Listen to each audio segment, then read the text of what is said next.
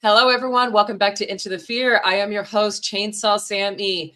Yes, hunters, we are just weeks, days away from the annual gathering here in the Gateway City. That is Transworld. It is the 2026 year, and it's also the 31st year that I believe that it is Transworld.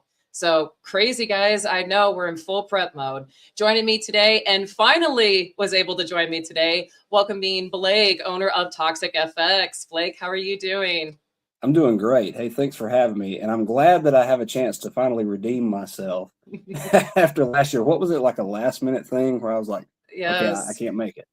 And then so now a year has passed and here we are. I'm finally having a chance to redeem myself. So loving it. Happy to be here. Yes, it was also the year before that too. So this was the third time's the Was it? Oh charm. man, two in a row. So I really got to do some work. And then I had to hunt you down on the trade show floor and be like, hey, Yeah. we're doing the in person. Yeah. But you did. You redeemed yourself. When I'm on the trade show floor, it is so hard to find me. I swear. I feel like I'm at my booth maybe 5 minutes, and then I get called over to do something else, and then I come back, say hello, and then I get called over to do something else.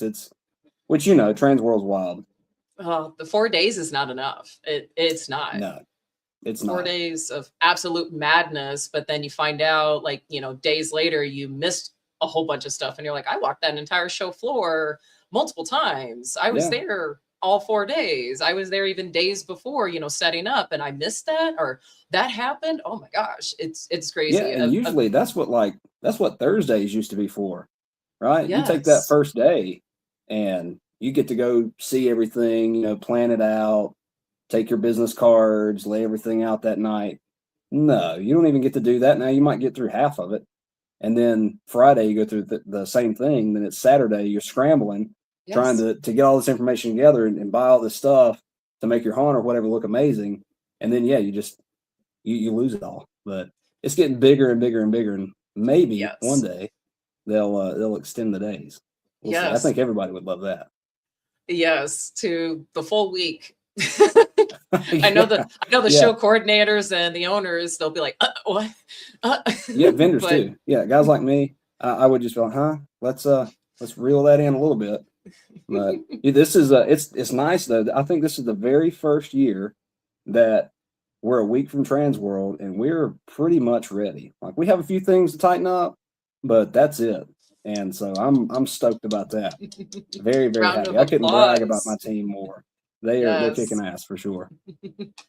Yes, I know everybody's hustling and bustling. I'm already packed. I got my truck fully uploaded, ready to go for the week. Now, I'm not a vendor, but I still need to pack a full week's of clothes, supplies. I got a grocery shop. Still got to do all that too. I can imagine Yeah, with so the fun vendors and fact, we everything. have Carlos Rivas building our booth this year. And Awesome. hopefully I'm not going to call him out a little bit, but maybe I will. It's okay. Who cares? So Yep. I was on the phone with him the other day, and you can tell by just the panic in his voice, like it's Transworld, it's coming up close. And I just want to tell him, Carlos, it's all good, man. It's all good. We're all going to make it. The booth's going to look Breathe. amazing. And from what I've seen so far, oh, it's badass. To brag on Carlos a little bit, I couldn't think of anybody else to build our booth this year because I wanted something amazing, right? We have brand new products that pretty much is new to the entire industry. I think we may have one competitor and that's it. But the way we make it is just truly unique. So I wanted to give a completely new look to the company and really come out with a bang. And I couldn't think of anybody else better than Carlos than to build our booth. So he has some pretty sick pieces that are going to be up there. So you guys have to come by and look at it. Awesome. Well, shout out to Carlos. We cannot wait to see what the master has planned and what you'll be revealing there on the show floor. No pressure, Carlos. No pressure. So we got John, the Haunt Informer, is here with us. Also, the legend Scary Gary. Yes, and if this is your first time at Transworld and you're a Scary Gary fan, then you need to come by the booth. Every single year, Scary Gary is at our booth. He's taking pictures with everybody. He's holding up a lot of our stuff. He's just hanging around. We love Scary Gary. I told him that he can't go anywhere else for the rest of his life. And then after he dies, we're going to stuff him and then we're still going to put him up there. We love Gary. Love him. So we talked like that for years. So I've known Gary since I started the industry. He was one of my first friends over there when I started at the Darkness together. And there was always the insider joke of Larry was going to stuff him. Now we got another company that says they're going to stuff him. Like, so this man, he's not getting buried. He's getting stuffed and putting up as a museum piece. And so I think, Gary, what you need to do is just leave it in your will, like who gets the body parts. I'll take the head, so I claim that first, but then Larry can get a leg or something, maybe a foot, but I get the head. Oh my goodness. Hey, you can tell we're haunters because that's some dark stuff. Yeah. Oh, yeah.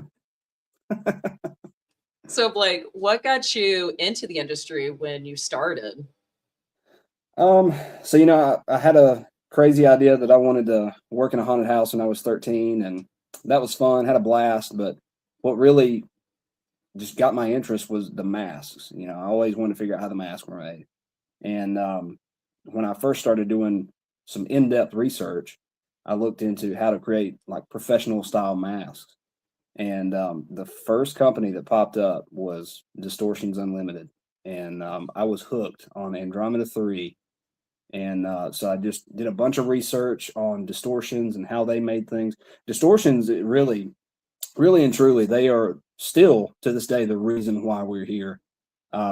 They have just the most amazing advice. They're the most amazing people, and it's just it just started from day one. So I saw that mask, and then as I was doing a little bit of research there, found Alan Hops and Kevin Alvey and all these big name guys that got me passionate about this, and so started dabbling in mask making for a little while. Finally went to Transworld, selling some masks, got my ass kicked. It was fun.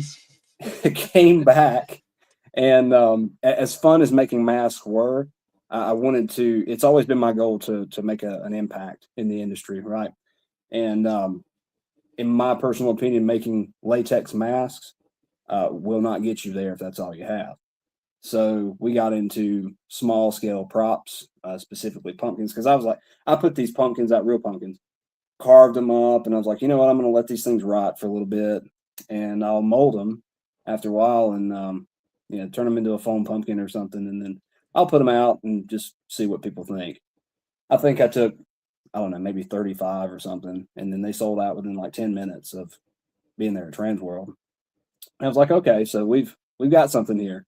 So that 35 pumpkins has now turned into, I think we're going to be bringing around 520 pieces this year. So it's insane. How big is your trailer? I'm sorry? How big is your trailer? Well, we're debating on a 15 or 20 footer. Thank God I don't have to bring the booth. Carlos is doing that for me. But yeah, and I don't even know, honestly, if a 15 or 20 footer is going to be enough. But I was about to say, like, I'm because I know how big your pumpkins are. They're, actual accurate size. You have both from big and small. And I'm like, that's a lot of pumpkins. Yeah, it is. And, we're bringing a lot of larger, because I mean, that's what people are asking for, just larger pumpkins. Mm-hmm. And so we listen. So we're bringing bigger ones. So yeah, I don't know if a 15 or 20 footer is going to work. I might have to tie some on the roof. There you go. Haunter style. Put it on the roof of the car, the trailer. Good. Yeah, it's good drive by advertisement. people, watch them take pictures of it. Yeah.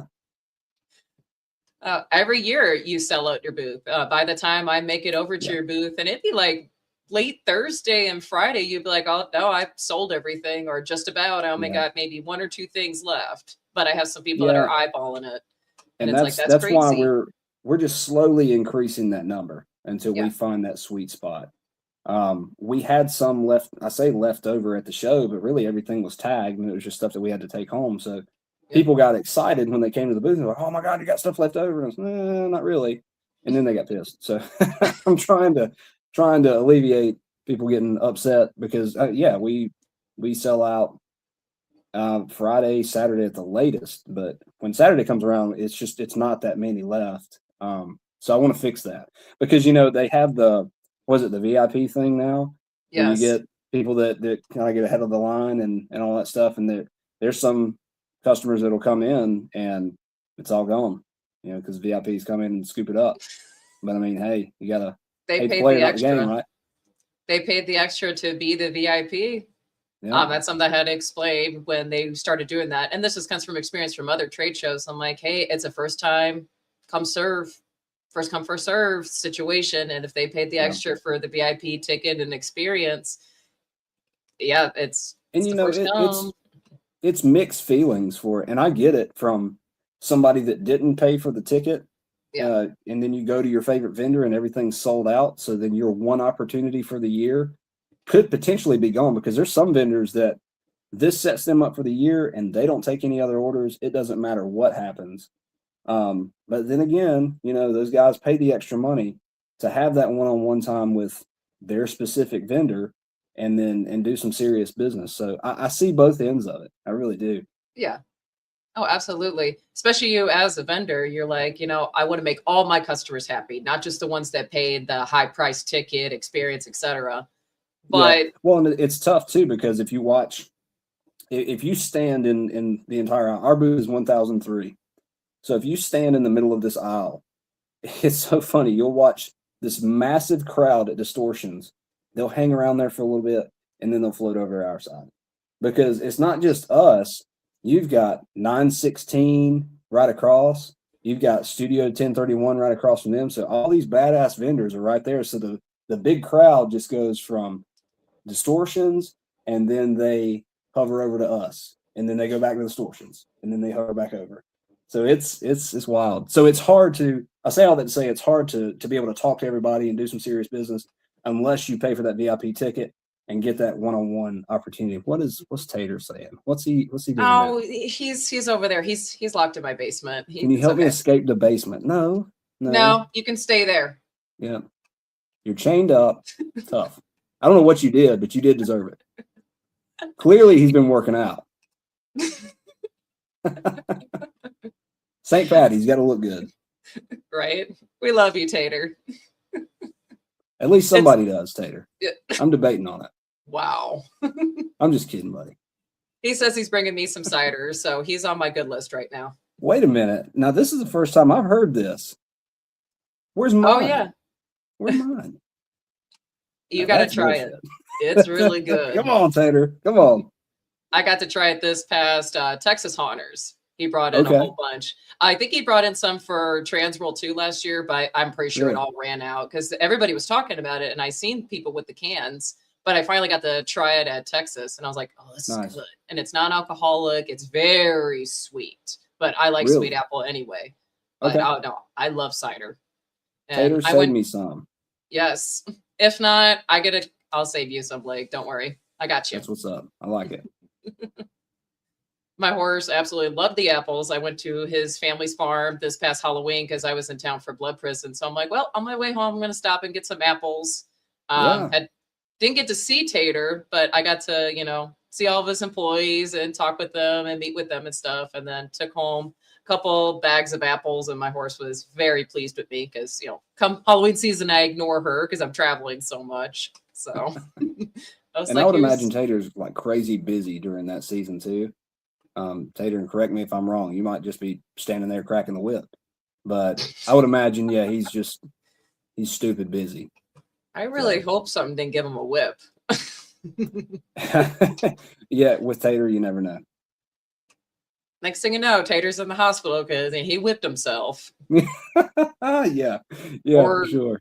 Or half the building clamped down because he whipped the support beam and the building went down. Something will happen. I'm not jinxing you, Tater. I don't hope none of that, but we know. We love you, bud. All right, so let's take a look at some of your past and present products here. Oh boy, you're starting out with the most popular stuff right now, the freaking pumpkin stacks. Oh my God. So we had to, I think they're available on the site now, but at one point we had to just stop orders. It got so insane. Like we got into almost over 1,000 orders of these. Like it was stupid crazy. And though, hey, I appreciate it. I'm not complaining about that. It's just to be able to keep up with the demand of it was nearly impossible. So we stopped for a minute. We had to restructure the process. And I think it's back on the site now where we can crank it out. But those are made of the softer foam, and we've changed the style of it now to where it's a more rigid even more durable product than it already was. And you can put this thing outside. It comes with lights. It's a lot more affordable too. So that's it's always good. But That's the I think a plus. lot of people are going to be happy with these in particular at the show. I think we're only going to take a few though, just because we're going pretty hard on the new product. But I think I'm going to give one of these away just for fun. Ooh. So just all you got to do is put in your info. We'll drop it in the box and twirl it Do a little around. raffle. Somebody lucky will get this on Sunday. Woo! Exciting. Oh yeah, the Rottens and the Ghosts. Love those. Those are. I wanted to do a little bit of a mix, right? Because you see orange pumpkins all the time, and of course you see white ones. They're somewhat popular, the white ones, but not as much as the standard color. But I don't think you have a picture of these because I just did a very, very small release of them. Apparently this is a popular thing. Black pumpkins, like pitch black pumpkins. Really? Yeah. They're a top So seller. I just painted one up, and I can't remember who told me about it. It may have been my painter at the time. He's like, dude, just paint one of these up because it's going to be badass. And I'm like, I don't know. But I did. I painted it up and put a light in it, and people just went crazy over them. So, wow. Yeah. And then I see other vendors doing the same thing, and they have just as amazing products, better than mine, in my opinion. But and people are going crazy for that too. So it's the pitch black pumpkins. It's weird. Whatever. I can definitely see that though when you're in a low lighted room, or especially if the inside of the pumpkin you have an orange light. Put that. I can definitely actually see that now of why people would want that product. I like pumpkins. It's cool. It definitely shows off the face of whatever carving that you put in it. It definitely shows that off. But my opinion, I like the orange pumpkins. I like looking at the detail and everything. But the realism. My company's centered around pumpkins, so I've turned into a pumpkin nerd, I think, at this point. So you should see me at pumpkin patches when I'm going with my family and just I can imagine pick one up and study it. And I'm being looked at like I'm some freaking weirdo because it's like, oh, look at the detail on this thing. So I'm a weirdo. I'm the same way though, but that's because I want my pumpkin perfect. I want the perfect circumference, shape, size, and also weight. Yeah. That's because I'm going to carve it. I'm going to do something really crazy and beautiful with it because we do a pumpkin competition every year at my full-time job. So I'm very particular of when we pick our pumpkins out. And then a lot of times it's not cheating because there was nothing in the rule book saying I couldn't, but I'll go to my local pumpkin patch and pick out one perfect there because I got a bigger variety to pick from. I got hundreds of pumpkins to choose from versus they bring in a truck, a big crate, and there's only like 50 in there. And I'm like, unless I'm the first one there, I'm not going to find the perfect one. So I'm going to go to the pumpkin patch and find the perfect one there. Right. Yeah. So I did Cinderella's Carriage this past year. Nice. And it came in third place. I was a little upset. I was really hoping it would come into first because I did something totally way out of my comfort zone. But no, pumpkins are also my thing too. That's what I love about yours is the realism with the Rottens. They look like a real rotten pumpkin. And no one else was doing it. That's been the biggest thing I'm sorry? No one else was doing it at the time. You were the only one that had these realistic, rotten looking pumpkins. Yeah, no, that was a thing. When I just carved those pumpkins, I was like, I'm gonna make these rot. I couldn't think of anybody that was doing something like that or maybe something similar at the time. And that was just a hole in the industry, I guess, if you will, that just needed to be filled. And I was like, haunted houses, rotten pumpkins. I think that'd be cool. Yeah. Screw it. We'll throw it out there and see what happens. And people love them. And I couldn't be any more grateful for the support. Seriously. Absolutely. So here's some here. And then, I have, sometimes I feel like I have great ideas and then I see things like this and I'm like, this is a badass idea. Like, I don't understand how people come up with these amazing scenes. And this one is a perfect example because it is just, it's wild. I couldn't even imagine doing something anywhere close to that. That's sick. And I can't, that's in somebody's house. Yeah. Dude, that's wild. You won't see that at my house. You might see a pumpkin. That's it. I'll debate on if it's carved. Oh yeah, and then they have those awesome pictures. I can't take pictures like that. So that's of our uh very first rotten pumpkin that was ever made. That was the very first design. Putrid Anger is what it's called. We renamed them because I was my naming skills at first it was just Rotten Pumpkin 1, and then we went to Rotten Pumpkin 2 and Rotten Pumpkin 3. So we wanted to get some fun names in, so we renamed it. That's Putrid Anger. He's cool. Everybody I loves love him. it. He's the Grumpkin. The Grumpkin, I like it. Yeah. But it looks real. It looks like a real rotten pumpkin that was left in somebody's yard. You would not know that. That's like, no, that's not a real pumpkin. It's a prop. You know, it will last forever. It's not going to Yeah. continue to rot more. It's just the way it looks. But I mean, yeah, I love it because it's just something different. It adds different in Yeah. your scenes. You know, so used to seeing all the, when it came to pumpkins, everything, looked perfect. While Yeah. this doesn't look perfect, but yet it is in its own way. Yeah. And like I said before, that at one point in time, that was a real pumpkin. And then we molded it and just started making duplicates. But you can do that all day. But the challenge is to achieve the paint. You've got to make it look realistic. And I've got some of the best team, in my opinion, in the industry. So to make these pumpkins, so that's they look real for sure. I have The multiple Haunted prop Farmer, pumpkins from Toxic Effects. Yeah, that's what's up. John's going to buy more. Gary, I think half of his house is full of the pumpkins. Gary's house, I can imagine now, is just a museum of everything he gets from the shows. Yeah. Oh yeah. All right, here's some more. Yeah, I think probably everybody has seen this photo at some point. I run this in ads and everything, just because that was one of the coolest shot, in my opinion, one of the coolest shots of all the pumpkins, all the rotten pumpkins together.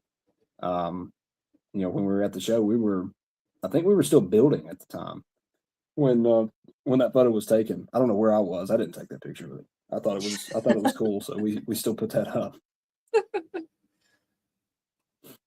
Yeah, there's some more. Yeah, they're cool. I look at all these and it's just it it brings back memories because some of these are older photos. But it's just like we started with just those two, and now it's just grown into, oh God, we have I don't know, over 30 something now, and it's just amazing. I'm truly blessed to be able to have this business and also be able to have the support of all the people in the industry. I don't think that I could ever give back enough for as much as they've given me. But yeah, it's seeing things like this and just seeing all the support. It's amazing for sure. Yeah, there's that guy. I think that's probably the second favorite, and that one is probably. I was about to say that's probably the least favorite. I don't know. It's a tie between that one and there's another dude with teeth, and he's kind of like a bowl. Yeah, that guy, that ugly mother. So the idea behind those were like candy bowl style pumpkins. You can put candy and stuff in them, but really with those you can only put like a handful. But I love the way, because again, I don't have these great ideas. All my amazing customers do. They use those as just bases for stacking. It's wild what they use these for. But I would say, my opinion, they're my least favorite. But the first two that you showed were definitely my favorite. Those are my babies. That guy, yeah, I'd say he's my favorite. And that's the. Just so Look at me going mad. down memory lane because that thing's not even carved at the top. Dude, that dude, check this out. You want to see that guy now? Look at this little dusty POS. That's that picture. That's that dude in the picture because I didn't carve this, and he's old, man. But that was the very first one. Very first one. See how I nerd out on pumpkins? How weird is that? We're Oh my God. haunters. You Pumpkins get are me the talking about staple. What? Pumpkins are the staple when it comes to haunters because the pumpkin is the symbol for Halloween. It is. Yeah. I mean, you can't think of Halloween without thinking of a pumpkin. But then Mhm. you come talk to a guy like me, and it's like, oh, okay, yeah, that might be a This little guy's much. got an He's a nerd. obsession. Yeah. But yeah, love them. Love them. We've got to show some new stuff. This is stuff that's been there. You ready to see some new Right? stuff? Oh yeah, let's get down to the new stuff. Let's do it.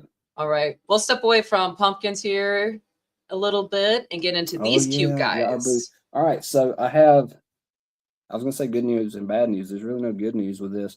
Bad news, we have completely discontinued this guy right Oh. here.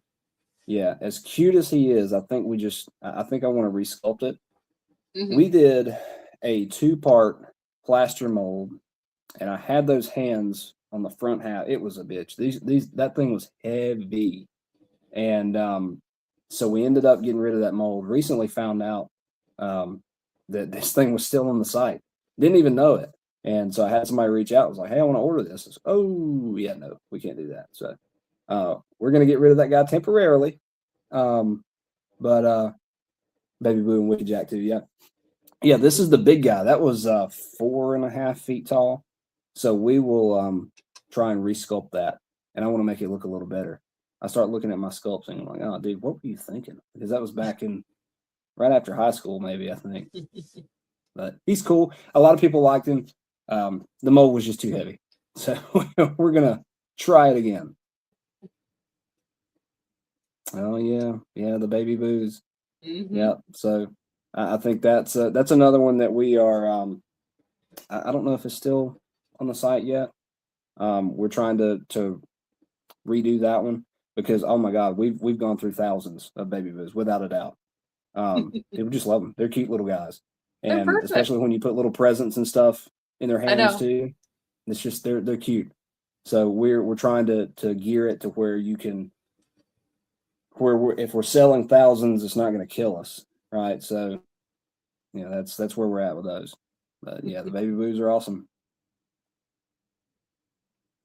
I think he's talking Gary said about. so true. Yeah. Yep. Also, back to this. So we had that comment. What was that? So we had the comment with Tater about the basement. Now Mike's getting on here. Good old Mike Ross, owner of Sister Sydney up there in Iowa. Say no skip for you, bud. I agree with Mike. Yeah, just leave him there. Give him a little bit of food. Be nice. Just give him a I little bit of do. food. I feed him. Trust me, he's well fed. He gets Arby's every day. Nice. Okay. Nice. All right. So I know you really want to talk about your new product, the carving pumpkins. Yeah. I know you're eager to talk about it. I am, because this is there's Hugo. So I released these, the first bit of them, I believe in January. And my goal in the industry has been to make an impact. And this is just another one of those ways that I feel we can do it. I think there's only one other company that makes stuff like these. But we just go the extra mile, in my opinion, make these a lot stronger, a lot more durable. You can put these outside and you know that they're going to last. They're not going to dry rot. They are truly meant for outside. You can buy real pumpkins all day, carve them, they look cool. But at the end of the day, they rot and go away. And in my opinion, you've pissed your money away. Whereas you can buy these, carve them, make them look just as cool, and they last for years and years and years. And that's always been the goal. I don't want you to buy something from me and it lasts 5 minutes. I want you to buy something from me and it lasts 5 years, right, or more. So and I have customers like that. And so we've created these. Now we're not going to have some that are carved, because I'm not an artist, a carving artist by no means. You can see all these faces where I've done all the sculpting and put all these cool faces in, but don't let that fool you because I'm not a face carving artist by no means. And I'll show you what I'm talking about here in a minute with a couple of these. But like I said, these are everything with this. We have dropped a ton of money in research and development with all of this entire product to make it truly perfect for outdoors. So this fits anything. I mean, if you're an outdoor haunt, even if you're an indoor haunt, I mean, these are going to last a hell of a lot longer if you had them versus if you had them outside. But if you have them outside, if you're a theme park or anything like that, these are the ones for you. And the dyes and the additives and everything that we add into these ensure that they don't dry rot, that the paint doesn't fade. We put the exact same UV protectant that we put in on our other rotten pumpkins. So these are pretty sick. I'm super proud of these pieces here, and I can't wait to see what everybody else thinks. This right here is what I look for when I go look for pumpkins. This is the exact shape conference that I want. Yeah, and they come in all different shapes and sizes. We've got that guy. I didn't want one to look the same. I really want you to come to our booth and it looked like a little pumpkin patch, something fun, where people can go around and pick different. It looked like me when I was telling you I go to a pumpkin patch and I'm looking at all the details and looking like a weirdo. I want you to come look like a weirdo in my booth. I want you to check out all these pumpkins and just be in awe at how real they look, because they look real. They do. That looks like a real pumpkin. Yeah. And it's like not just a photo. I'm pretty sure if it looks like that in the photo, it's going to look real when I see it in person. Absolutely. And, I try to put myself in a haunt owner's shoes or an executive over a theme park or a home haunt, anybody. You make these scenes and you want them to look amazing and as real as possible. So why would you have a product that looks just fake? It looks like you put maybe not even $1 in. People crack on that. They'll call you out in an instant. Oh, you're there from Spirit Halloween or something. And it's one of those things where I want you to have something that looks professional, but doesn't break the bank either. Like this guy right here. This is Nugget. It's our little bitty carvable pumpkin. Cute. It's $20. Heck yeah. $20. Buyer friendly. Yeah. And if I was to make that out of the regular stuff, like the rotten pumpkins are made out of, it'd be double that or more. It's a lot cheaper to make these, and I love that because I can make it a lot more affordable for people to buy them. And this is the exact same one, but carved. This is what I was telling you about. I'm no artist by any means. This is just a horrible example of my carving. So that's why we give you a blank canvas and let you do the carving. I don't want to do it. If you let me do it, they're going to look horrible. No, I will tell you that this right now, that's actually really good carving. Is it really? So I did that with a Dremel. So when I first released these, there have been a ton of questions regarding what you can use to carve these with. I mean, you can pretty much use anything, but what I recommend you carve them with is some sort of rotary tool, like a Dremel. Do the milling bit, or I mean, there's some people. We have some private clients that have sent some amazing freaking photos. Like they can get into some fine detail, and I've seen celebrities' faces on some of these pumpkins. It's been sick. I don't know how they do it, but it's wild what they can do with these pumpkins. But you can use whatever style bits to cut in whatever way, or you can use a hot foam knife. I've had a customer use hot foam knives, sheetrock knives. Eric Lowther with Haunted Overload sent me a video of him carving one of ours, and we actually posted on our Instagram. And you'll have to go check it out. It's pretty cool. It's a time lapse, but it's a really good example of a start to finish product.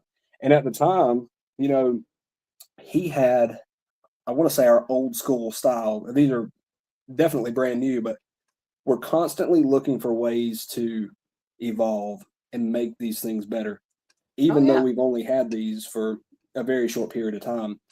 So when I say old school style, he had an older way of how we painted them, but now we paint them completely different. And the reason why we do that is my goal with these have been to make them scratch resistant. I want you to drop this thing and it not get scuffed up. I want this thing to be essentially bulletproof. And that's what we do in our new way of painting them. And they're sick. So I'm not gonna call people out, but there are some other pumpkins that you can buy that you can pick it up, hold it up to your chest, drop it, and it'll split in half. We can play basketball with ours. So that's just a good example of how tough some of these things are. And I'm just going to let these speak for themselves. I'm going to have samples at the show that you can pick up and you can try and scratch them and do all this stuff. Please do. I want you to play around with these things, and I want you to see how amazing these truly are. Scary Gary says that he has a Scary Gary pumpkin. I have Scary Gary. Yeah. Oh yeah. Mm-hmm. I need to make like a truly custom Scary Gary pumpkin. Yes, you do. Yes, I think I'm going on 2 years in a row now of not doing a limited edition. And I know people are upset. We're not going to have a limited edition this year. So taking that away. But I know we're going to have to bring that back. People love the limited editions. And it's one of those things where I want you to come to Transworld and have something truly unique. And I think the next one should be a Scary Gary pumpkin. I really do. Absolutely. Awesome. You got my vote. You got one vote. And I'm pretty sure Gary's got a vote. So that's 2 votes. Yeah. I think everybody would be in favor of that. Yes, absolutely. Yep. There's the Evil Trio. That was oh goodness. So that started the entire now Sinister collection, just this Evil Trio. And those in particular, I have a couple of these. That was the original guy right there. I love those because they're sick. And I love because you can bend the stem. You can do all these nasty things with them, and that sounded odd, but you can do whatever with the stems and make them look all creepy, and you can tie them in together. I've seen customers just make these walls and walls of pumpkins and tying in the vines with what we have, and it's the creativity that these customers have are just insane. I wish I had half the creativity of what they have, but I love seeing the photos. I ask people all the time, please, please, please share photos. Send me photos. Send me videos so I can support you in whatever way, because you've supported me by buying these amazing pieces. And so I want to show off all this amazing work. So good idea. I would enjoy it. Yeah. There was, there was another haunt that's semi-local to us. She basically made it was a photo op, but it was a photo op for a wedding, I believe. And she just tied all this stuff in and just made it was sick. I couldn't even think of doing anything with my product like that. But the way she tied this stuff in, I wish I had a photo to share it, but it's so cool. Mark Oss. Yeah. Mark Off on it. Yeah, they do some pretty cool stuff too. They sent me some photos of some of theirs, and it's amazing. Everything that I've seen from most of the haunted houses just look awesome with our pumpkins. You put our pumpkins in there, it enhances your scene a million times. Well, and it gets you in the Halloween spirit because it's not Halloween without jack-o'-lanterns. It's the staple. It's the symbol. It's not Halloween without them. You can have ghosts, goblins, skeletons, everything else, but the pumpkin is the heart of Halloween. Yeah, absolutely. Oh, and then we're going to have at the booth. So if you're not familiar with me and my company at trade shows, I like just bringing unique stuff. Sometimes I'll have one-offs and defects and all this stuff that I'll sell for nothing, or sometimes I'll even give stuff away. But we have some of these too. This is some of the carvable material, just a little pumpkin, just like that. This is actually a defect though, but it's pretty cool. So we open it up, we call it the Heart of Halloween. Oh, this was no joke. This was a defect. So we just coated it in blood. I think, my personal opinion, it might look like shit. I think this looks very, very cool. So we call this the Heart of Halloween. We'll have this up for grabs at Transworld. That's cool. Wow, that is cool. I call this one the Smoker's Lung. So you've got the Smoker's Lung in here. So these are just little happy accidents when we're making these. The foam has a Those will mind of look its own, and it just doesn't want to act right, and it makes things like that. And instead of throwing them away, I was like, hey, no. let's just do cool stuff with it. We'll throw some blood. I know pumpkins don't bleed, but you know, we can put some blood in there, make them look crazy and nasty and all that. So we'll have a couple more with some guts, real, you know, pumpkin guts and all Yep. that stuff in there too. And I think that'll be cool. But yeah, it's one of those, it's either throw them away and waste them or let other people enjoy them. So that's what we're No, doing. me as a haunter, I would love those. Those will look great on my front lawn display. Like that's Yeah. incredible. And It's those happy accidents that a lot of times make the best. yeah, we, you know, and as far as the bloody ones, they're the only two. So hurry. Yep. But absolutely love those. That would look great in any haunt display, especially when you got multiple pumpkins lying around and then you just Yeah. got that one sitting there. It Yeah. just it catches the eye because you're like, what is that? And you're like, what is inside of that? Oh my God, it's like a Yeah. heart, an organ. There's something in there. Oh, it's gross. And it gives a unique twist to them too. You know, everybody's used to the orange pumpkin with the whatever color guts in, and everybody's just used Yeah. to that. But throwing that in with blood and all that, it's different. So it'll I definitely like catch what the eye for sure. Yes, absolutely. I know Ghost Ride a few years ago, they made it to where humans were coming out of the pumpkins, and everybody was like, "Oh, Oh this is how yeah, haunters are actually born. We're born in pumpkin patches out of pumpkins." And I was like, "That is a really crazy creative idea that they did." And yeah, it was a top seller. I see those props at multiple different attractions with pumpkin displays along with your pumpkins too. And it's like, that's yeah. just cool because it's something different. It's scary, it's horrible, it's revolting for customers, but it's awesome for us haunters. We love that stuff. I love Shaylee's work. I think that's one of another company that I looked up to when I started getting into the industry because their stuff just looks so real. It Oh is yeah. insane. Like you can't tell if you put an actor in there to just scare the piss out of anybody walking by. You really can't tell what's real and what's not. Nope. Their stuff is sick. I You- swear, you know, being a vendor, I think this is our 8th year maybe being at Transworld. I still nerd out at Transworld like it's my very first time there because you know there are a lot of things that look the same because you Yep. know it's the same product and everything, but they're just everybody still brings something different, and so I still have my favorite vendors that I go to, and I just nerd out on, and Ghost Ride's one of them. They look so cool. Looks like it's time to go shopping at the Toxic Effects booth. Yeah, yeah. Please for anybody that's watching and will watch in the future, um, take me seriously when I say this. Go to our booth as fast as you can. Thursday, you should write that down as like your number. If you're looking for pumpkins, write that down as your number one go to. Because seriously, most of the times on Friday, we're out. We're completely out. And you know, now that they've had the VIP edition in, those guys come in and they have first dibs on things too.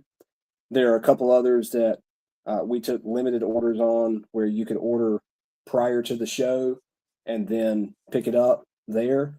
We maxed out of that. So what we have is what we have. So, and like I said, I think we're at 520 some odd pieces at the show. So you get a lot, but I still think at that number, they're going to go very, very quickly. And God forbid whoever decides to get some of the cash and carry there, because I've carved several of those because it's really neat. So I'm going to kind of give our booth away a little bit, but it's like everybody for years and years and years have asked me to make a friggin' pumpkin tunnel. I don't understand it until I saw it, and I'm like, okay, that's badass. So finally, I'm going to make a pumpkin tunnel. So it's going to be a barn style tunnel that you can walk through. You can walk through this entire thing, and it's going to be like a couple hundred pumpkins all in this thing, all lit up. It's going to be super cool. So anybody that wants to take photos or anything like that, this is the place to do it. So it's going to be all in there. So there's going to be different faces carved and all that, and lights are going to be in there. It's going to be sick. But I've carved those faces, and though they look cool, I'm the one that carved them. So got to help you if you get them. I am so excited to see that. Very excited to see that, Blake. Oh my Yeah, you know, gosh. I'm excited too. Like I said, Carlos, from what I've seen, looks the booth looks amazing, and I can't wait to see the final product. He's still working on a lot of things. There's just a couple extra things that I'm not going to talk about that he's adding into it to make the other structures look even more awesome. But yeah, just from what I've seen, it's going to be sick. You definitely want to come by the booth this year. It's not just the standard black background with our bleacher system, I think, that we've had for a couple of years, and then our staffs. I don't even know if we're going to have staffs at the show this year, but all that stuff. It's all different. It's a completely different look. Like, we don't even have color. Like, here's my cup with the logo with all the colors in it. We don't even have that. We're black and white, baby. We're going just straight all business. We look. It looks awesome. It looks really cool. I'm super stoked, if you can't tell, about our brand new booth and how we look. I'm excited to see it, but I'm just excited. Transworld is Christmas. And go figure, there's a Christmas show attached to it now, but it is. Transworld is Christmas for the haunters, not just the owners, but it's for everyone who attends. Even the Halloween enthusiasts and influencers and stuff like that that come to the show every year. It's Christmas for us haunters. So we're always excited. Every year, every vendor just goes all out with their booths. Yeah. And that's from the little guys to the big guys. Everybody goes all out on their booths. And every year I get so excited with the creativity that everybody brings. It's insane. Yeah. And, again, that's why I wanted to go all out on my booth, because for the past few years, it's just really been the same thing. I've wanted to listen to what everybody said about just do this style product, do that style product. So I've listened to the customers on making what they're looking for, but still at the show, it's creating, from a vendor's perspective, it's creating an experience, right? You're not just coming to the booth and it's not just, hey, how you doing here? Come buy this, whatever. You're creating a scene. You want them to feel involved. And that's what I wanted to do I miss talking to Blake. I'm going to do more live videos, I promise, as soon as I quit being so freaking busy. I promise I'm going to do more live videos. I've been wanting to do that. We'll get there. But yeah, I just wanted you to for this year's booth in particular, I want you to just be able to step into a different world, right? So, pumpkin world, if you will. So you just step into this booth and it's just, I don't know, it's going to be amazing. It really is. So I just wanted to create an experience instead of just some space. All right, so we got Ben here. So Ben is actually an Australian haunter. All the way from Australia, Blake. You're getting some love here. You got it. Yeah, absolutely. Yeah, we have so many customers from Australia, Canada, UK, Mexico, China, a few. All over the United States. We've been in every state in the United States. Very proud U.S. manufacturer. We're the only manufacturer as far as who makes these style pumpkins in the United States. So let's go USA. But yeah, you bet, Ben. We're going to upload a ton of photos just for you.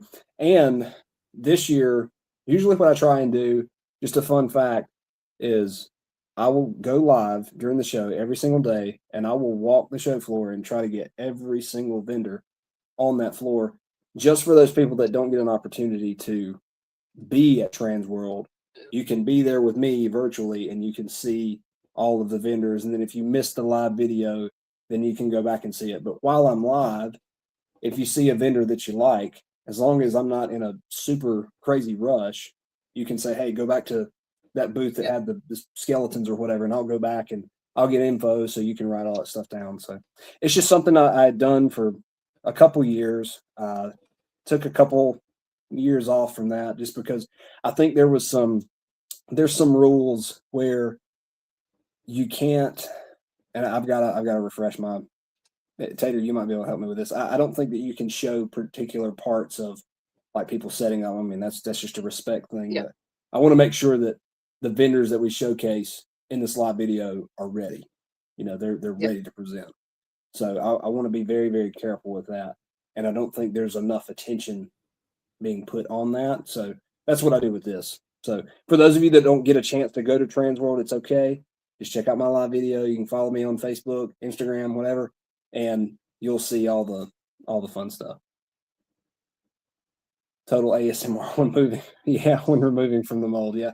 So the most satisfying sounds I think in the world are pulling a rotten pumpkin from a plaster mold.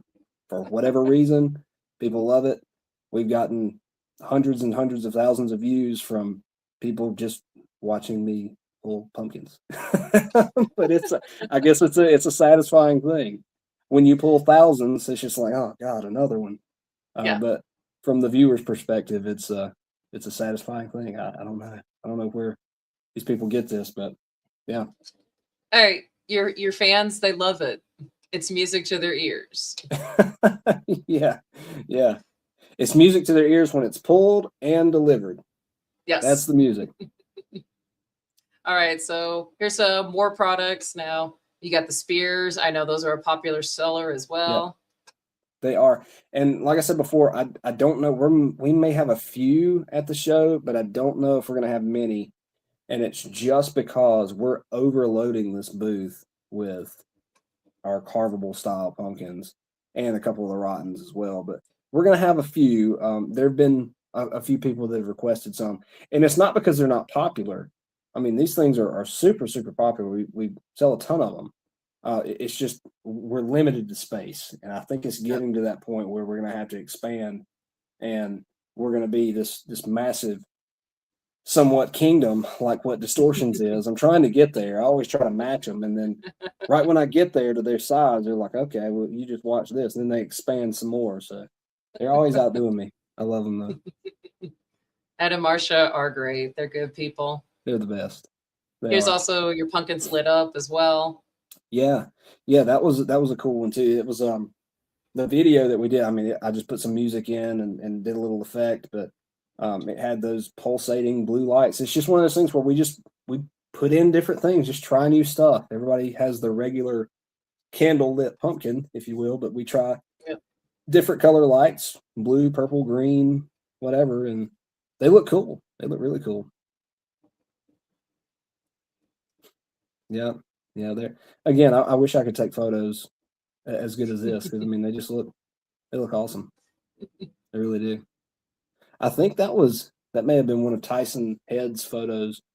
He built our booth, our entire bleacher system, and it was super, super badass. So it basically what I try and do when building a booth, and like I said, I want to create a scene for you, create an experience when you walk in. So our entire bleacher system held like 300 and something pumpkins. Yeah. So if you wanted a display like that, you know exactly how many pumpkins it's going to take to make it look exactly like that. So when customers walk in and are like, hey, I want exactly that, that's what it was. So even with like the barn, we're going to know exactly how many pumpkins go in the barn. So if you want to create that entire scene, if you want to recreate it, that's how you do it. But he took that photo, I believe, and it's badass. It just shows like all like your booth the past couple of years. Yeah. With the bleacher setup though, that was a good setup for the pumpkins because it just displayed them very well. Yeah. And it was something simple. I loved it. That's why I kept it for a couple of years. But for this year, I want to take away the look of, I don't know, like a retail display, if you will. I want it to just be a different world that you step in. And not just all these little things on display with little tags and stuff on them. I want to take all that stuff away. You're not here to come up and, hey, just be sold. You're not here to do that. You're here to have an experience with us. And so I just wanted to totally recreate the booth and have a completely new experience. And that's what we did. So I'm super excited to be able to show it all. Now, of course, back to the rotten pumpkins, because I know you have so many, but here's some of the other ones that you have, just to showcase of how many different variants that you have. We call that one our tall guy. We call that one our drunken, because he's all wob-gobbled, if that's even a word, if you will. He just looks drunk, so we call him a drunken. And people buy, look, and if for any of you that are, and I'm a Distortions nerd. Here's me nerding out on Distortions. If you've watched some of their Making Monsters, when they get ready to, I believe it was Transworld, what they were getting ready for, they were trying to come up with names, and Ed said names sell stuff. Yes. So now it's not drunken on the website, but when I say, hey, this is our drunken, they're like, oh my God, that's so funny. I gotta see this. They'll buy that just off of the name. And just Drunken is just it's a funny name. That one right there is without a doubt the most favorite pumpkin that we've ever released. Everybody loves that guy. He looks super cool. I love him because every time we have to make one, he's super easy to make. So we can make a ton of those. But yeah, that's the favorite. Oh yeah, that's some of the new Sinisters that we released last year. And again, that's one of those where you can bend the stem. And the cool Yep. thing about that is you have that pre-cut face. I think we have 5 or 10 of them. But it comes if you don't want the face cut, you can buy them just blank, just like how we have our carvables here. Yep. You can buy those in that material blank, and you can Ooh. carve your own. And you can carve those with a hot foam knife or whatever. We have insulation knives that we cut them with. They're super freaking sharp. So if you Oh decide to yeah. use those, you go to Home Depot and buy one. They're crazy sharp. So just be careful with that. But that's what we carve those with. And yeah, fun fact. I think it was 2 years ago, I released not that style, but another one, and I tagged them as craft pumpkins. And the only thing that I hated because I just didn't know how to do it at the time was the open bottom. I think that's been the biggest complaint of those style pumpkins is that there's an open bottom. They just want the full thing. And so I marketed this as a crab pumpkin. You can carve it in whatever way you want, and just like the ones at Michael's, Hobby Lobby, all this stuff. And that wasn't the case because it wasn't the same material. So you start having all these different problems. So now that we've figured it out, we have that style pumpkin with a bottom, by the way. Now we have a true carvable craft pumpkin, if you will, and we're very excited about that. Heck yeah. Yep, there's another one. Yep. Again, this is just a horrible display of my carving. I carve these, and I'm like, yeah, it might look cool, and then I look at them, and I'm like, eh. Yeah. Yep. So That's I think the second favorite, our tall boy, Ghastly Gus. He's a cool guy. I like it.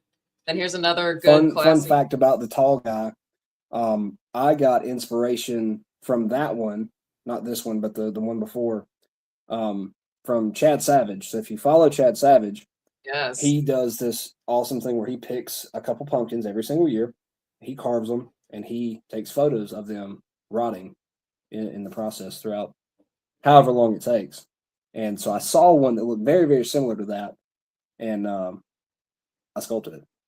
But that's the inspiration from that. I follow his stuff all the time.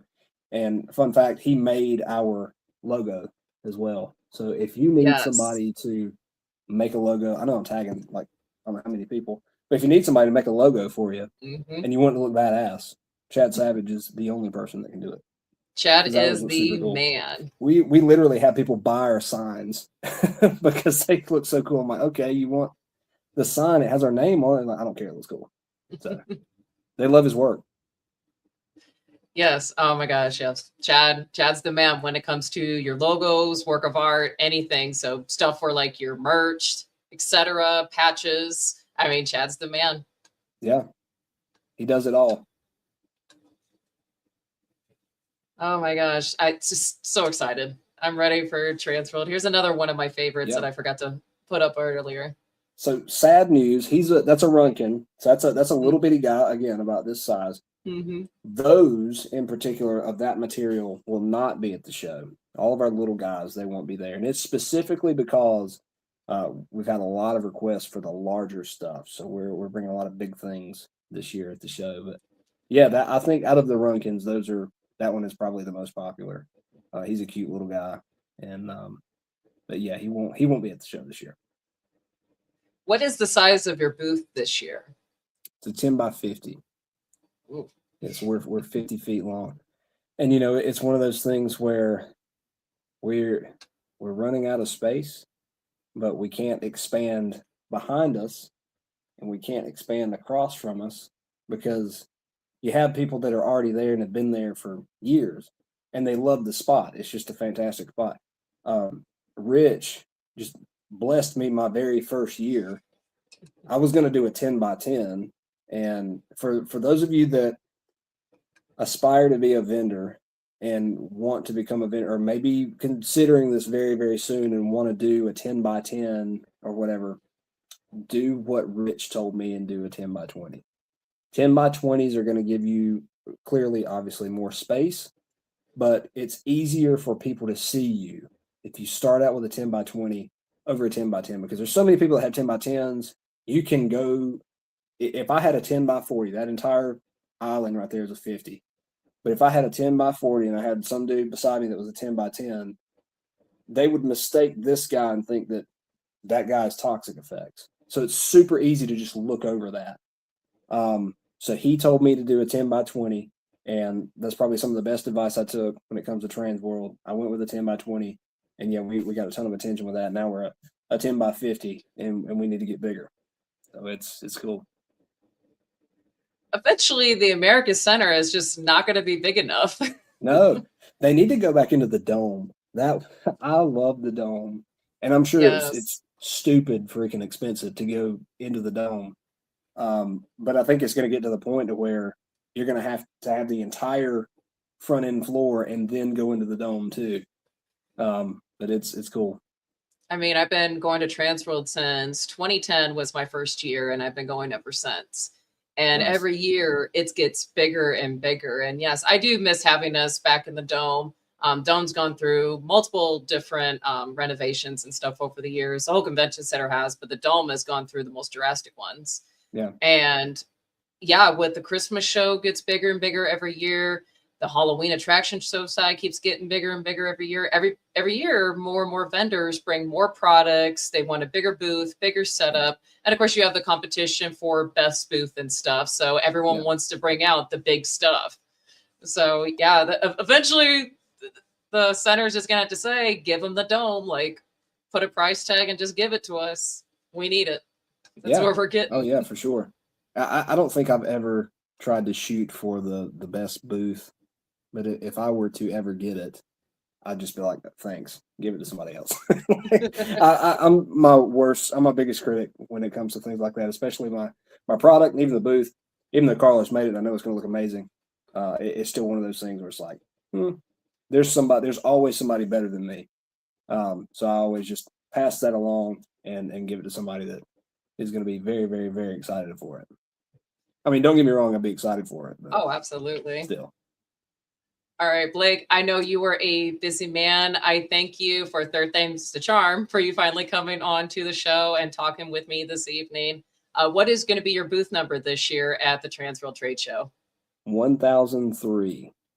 1003. Literally, when you come through the entrance, all you have to do is just look diagonally left, and you're going to see that massive freaking barn with all the pumpkins in there. Just go straight over there, get a couple pumpkins, and cross your fingers and pray that they're not all sold out. All right, Blake, thank you very much for joining me this evening. And just stay scary and good luck. You guys have safe travels. You, Carlos, your entire team, safe travels in. And we'll see you in less than 2 weeks. Absolutely. Again, thank you so much for having me. Hopefully we'll be able to catch up again at the show. Oh, absolutely. Nice. All right. Thanks, Blake. All right, everyone. So thank you so much for tuning in. Also, we have another guest joining us here shortly. But first, we're going to give a shout out to our sponsors, Into the Fears, and sponsors Woods of Terror in Greensboro, North Carolina. Woods of Terror, yes, is going to be making it to this year's trade show. Check out Woods of Terror XF booth at 1639, and also the Let's Scare Cancer booth at 1643. All right, now joining me is my next guest. Welcome some really good friends of mine, Ed and Marsha from Distortions Unlimited. Hey, Sammy, how are you? Good, how are you guys? Thank you so much for joining me. Great. Thanks for having us. Yes. Oh, absolutely. All right, so Transworld, it's coming up very quickly. My goodness. That's for sure. You know, we're actually pretty well prepared this year. We're always pushing it, and we kind of pushed it on products, but we were able to get everything done, and Well, almost done. We'll make it. All right, so I just got done with Blake. He bragged all about you guys because you guys are legends in the industry. You guys are the pioneers. You guys have been around for a while. When I started, I wasn't. It was Morris and Ruby's and all the Gary Spiegler and all those guys, and I was just a kid back in the day. But yeah, we've been here so long. We're becoming like the what are we? How can we say it nicely? I don't know. I won't say elderly, but yeah, we've just been at it so long that we've been here for most of the time. The people that are currently in the business are. Well, that's Ed and I. Yeah. I mean, 47 years, but a lot of our team too. I mean, you know, yeah. Janine and Mike and Mondo, they've been making monsters for 20, 30 years, something like that. Yep. And but we've got a lot of young guys going at it now. So yeah, it's a good thing. Yeah. I remember my mom and I watching you guys back when Making Monsters was on the Travel Channel. And it's crazy that only just a few years later, I would be working at your guys' booth and getting to know you guys in person. And it's like, I used to watch you guys on TV and admire everything that you guys have created over the years. And then it's like, oh my gosh, I'm at your booth. I'm working for you guys. I'm wearing your stuff. This is crazy. You know what, Sammy? Like, you're the best actor ever. You were. She beat me to it. I mean, you're so good. We were glad to have you. Oh, you guys are family to me. So I got some photos here. That scene there, you were so good at that. That was such a powerful illusion, and you would just scream and die on cue hundreds of times a day. That was a tough position. You handled it well. We ought to bring that one back, right? Oh, yes. Put you in that torture device again, right? I have a lot longer hair now, too, so it's definitely going to have a cooler effect. Right. That'd be fun. It was definitely fun doing that. I mean, yes, lots of screaming, and everybody's like, how has she not lost her voice? I'm like, because I do this a lot more often during the actual season. So, some people can do it, some people can't. You know, it's a gift if you can scream for hours on end. It's the voice training. It takes years to perfect it. Some people can perfect it right away. Others, it takes a while, but it's just timing and stuff. And it's learning how to preserve your voice. Like, that's not the loudest I could scream. I was doing fairly normal scream. I said at the haunt, oh no, I could be a whole lot louder where the entire 5-acre park can hear me from one side to the other. Oh my gosh, I can't imagine, because it was loud when you were doing it in the booth. It's the echo of the convention center. Wow. That's so good. This was another fun one that I like to do, walking around headless. Yes. Headless That was, I want to say that was 2018. Yeah, because the first one was 2017. So that was like 2018. Yeah. That's great. But no, it was an absolute honor to be working at your guys' booth. Well, anytime. Very Sammy. mutual. I know you're super busy now at Transworld. I'm a busy girl, yes, but I do try to make time and do what I can. But yes, we got the Haunt Informer joining in with us again. He says hi. Yay! Hey.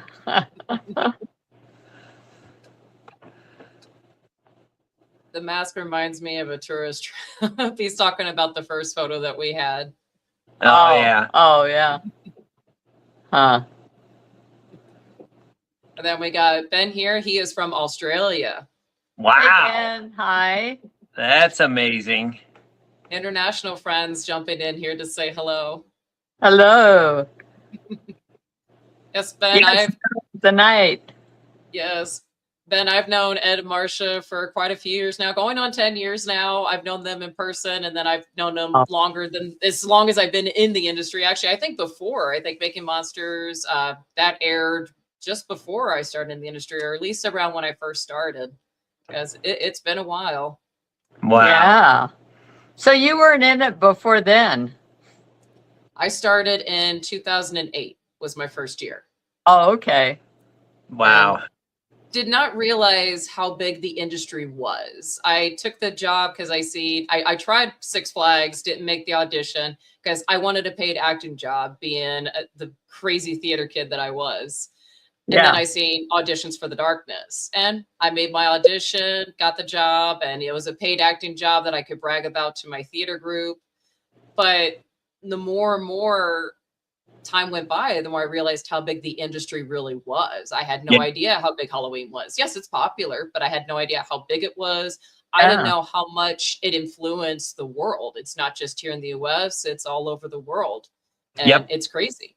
And then, of course, discovering the show Making Monsters and Travel Channel in general, because you would have the Travel Channel, America Haunts was another one.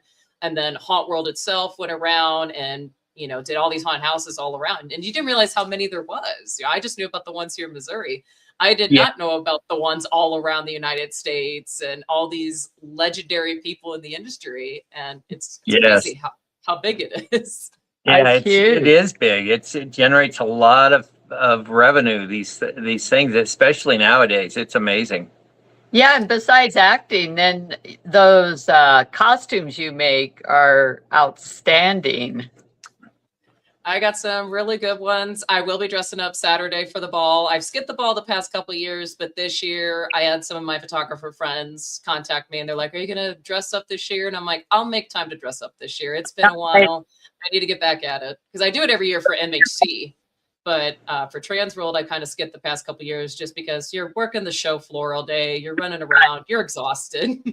Oh yeah, we just, after the show, you're shouting all day. You're on your feet shouting all day, and to speak over the stuff. By the time the day's over, we just want to eat and crash so we can get ready for the next day. That's kind of our lives out at Transworld. Yes, it's starting to hit me like that too, where you're running around, you're busy all day, and then by the time you get dinner, you're like, I want to go to bed. Yeah. Well, and the thing is, when we were younger, we would go, of course it was out in Chicago. We'd go downtown Chicago, we'd be out late and stuff. But as we've gotten a little more reasonable about it, we realized, well, the show is so important. You need to be 100% when it's the next day. You need to be ready to be awake and responsive. And yeah, so we stopped all that. Huh. It is. 4 days is not enough. Blake and I were talking about that. 4 days is not enough. There's so much there. Every year, everybody brings more and more stuff. The booths get bigger. They get better. There's so much. And 4 days really isn't enough anymore, because now you got the Christmas show added onto it too. And eventually we're going to have to move it back into the dome as well. The America Center is starting to get a little cramped and small in there. Yeah. And that's a huge center. We do the auto and boat show every year. You're fitting in hundreds of cars and boats into there. And then now it's like, wow, this show's starting to be like that, where we're running out of space. It's a good thing. It's a great thing. It is. And it's, you could walk it quick and see it in a couple days, but to really see it and meet with people and see everything they have and understand it, it's a big show to get that accomplished. Blake says that you told him to get off your lawn. Say what? Blake here looks like he said told him to get off your lawn after hours. Get off my lawn. Let's see now. It'd be good to see Blake again. Yes. I need to get a video of that. Yeah, that's right. I assume we're neighbors again. We've been neighbors for several years. Yes. Yes, he was talking about he's bringing a big surprise this year, and we're Ooh. really excited. Nice. Oh, that's awesome. That's great. He didn't say what it was. No. So it's a I don't know if Blake wants me to reveal it, but since we did already talk about it, I think it's okay. So it's going to be a pumpkin barn. Oh, wow. That's cool. That is cool. I mean, is this a product or is it just the way to display his stuff? It's a display, but you know someone's going to buy it. Absolutely. Wow. Yeah. 'Cause Yeah. people do. Every year, someone comes along and says, I want to buy your display. And they're like, oh, that's really kind of just a display. Well, I want to buy it. Yeah. Right. Well, some of those displays are so incredible. We've been in the business long enough to tell you this. When it was back in the day, we were exclusive with Morris, and everything was pegboard and shelves. It was really kind of low budget. Even the catalogs were a lot of times just photocopy catalogs.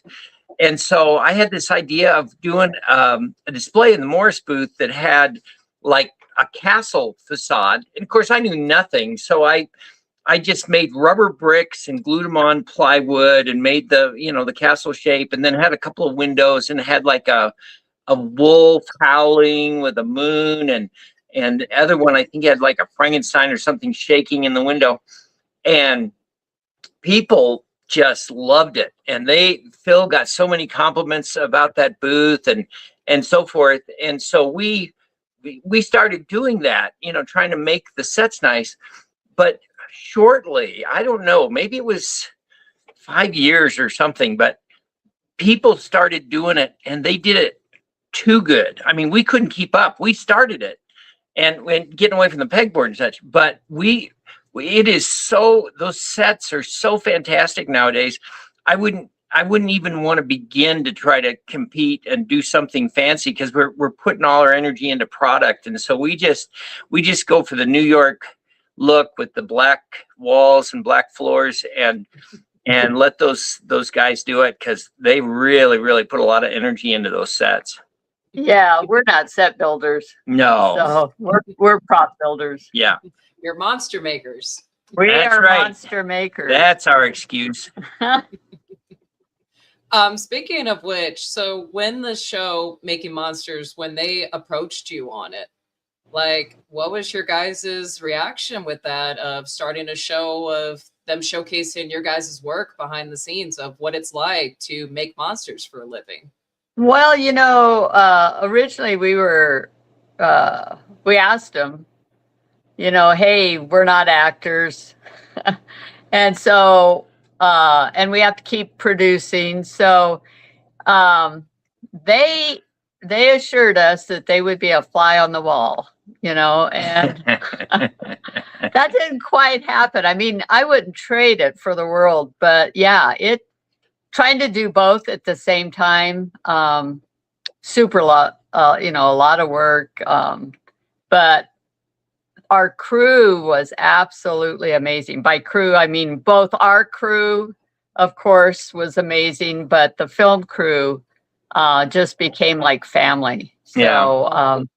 So yeah, we wouldn't trade it. I wouldn't say it's an easy process though, because you have two jobs going on. So yeah. But it was fun. And they, talk about flying the wall. I would just want to go over and talk to Mike about something. And they're like, wait, where are you going? Well, I just need to ask my question. Oh, hold it. And I'd be waiting there sometimes for 5 minutes while they set up lights and stuff, because they actually just followed us around. They, a lot of reality shows aren't real. I don't know if you know this, but they stage everything. They script it. They say, okay, you're the hard-nosed boss, you're this and that. And Warm Springs did not do that. They let us be our dumb selves. And so it was hard, but we just stayed late, worked harder. I can tell you that a lot of the tragedies that occurred on the show were because of the tight deadlines they had. They'd be in for a week and a half, and they wanted to see, you know, a giant 16-foot monster go from start to finish. Yeah. And some of that was rushing, trying to meet those deadlines, not to excuse ourselves, because we made a lot of mistakes too, and we still do.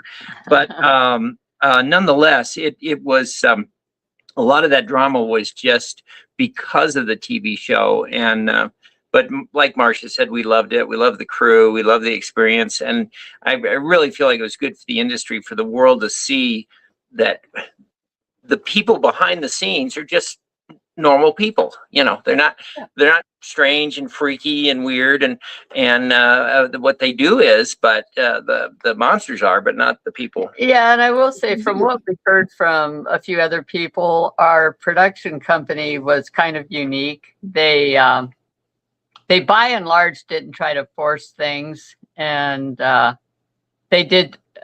We thought they did really a great job, just all the way around, filming, editing, sound, the whole thing. They were really top notch. Yeah.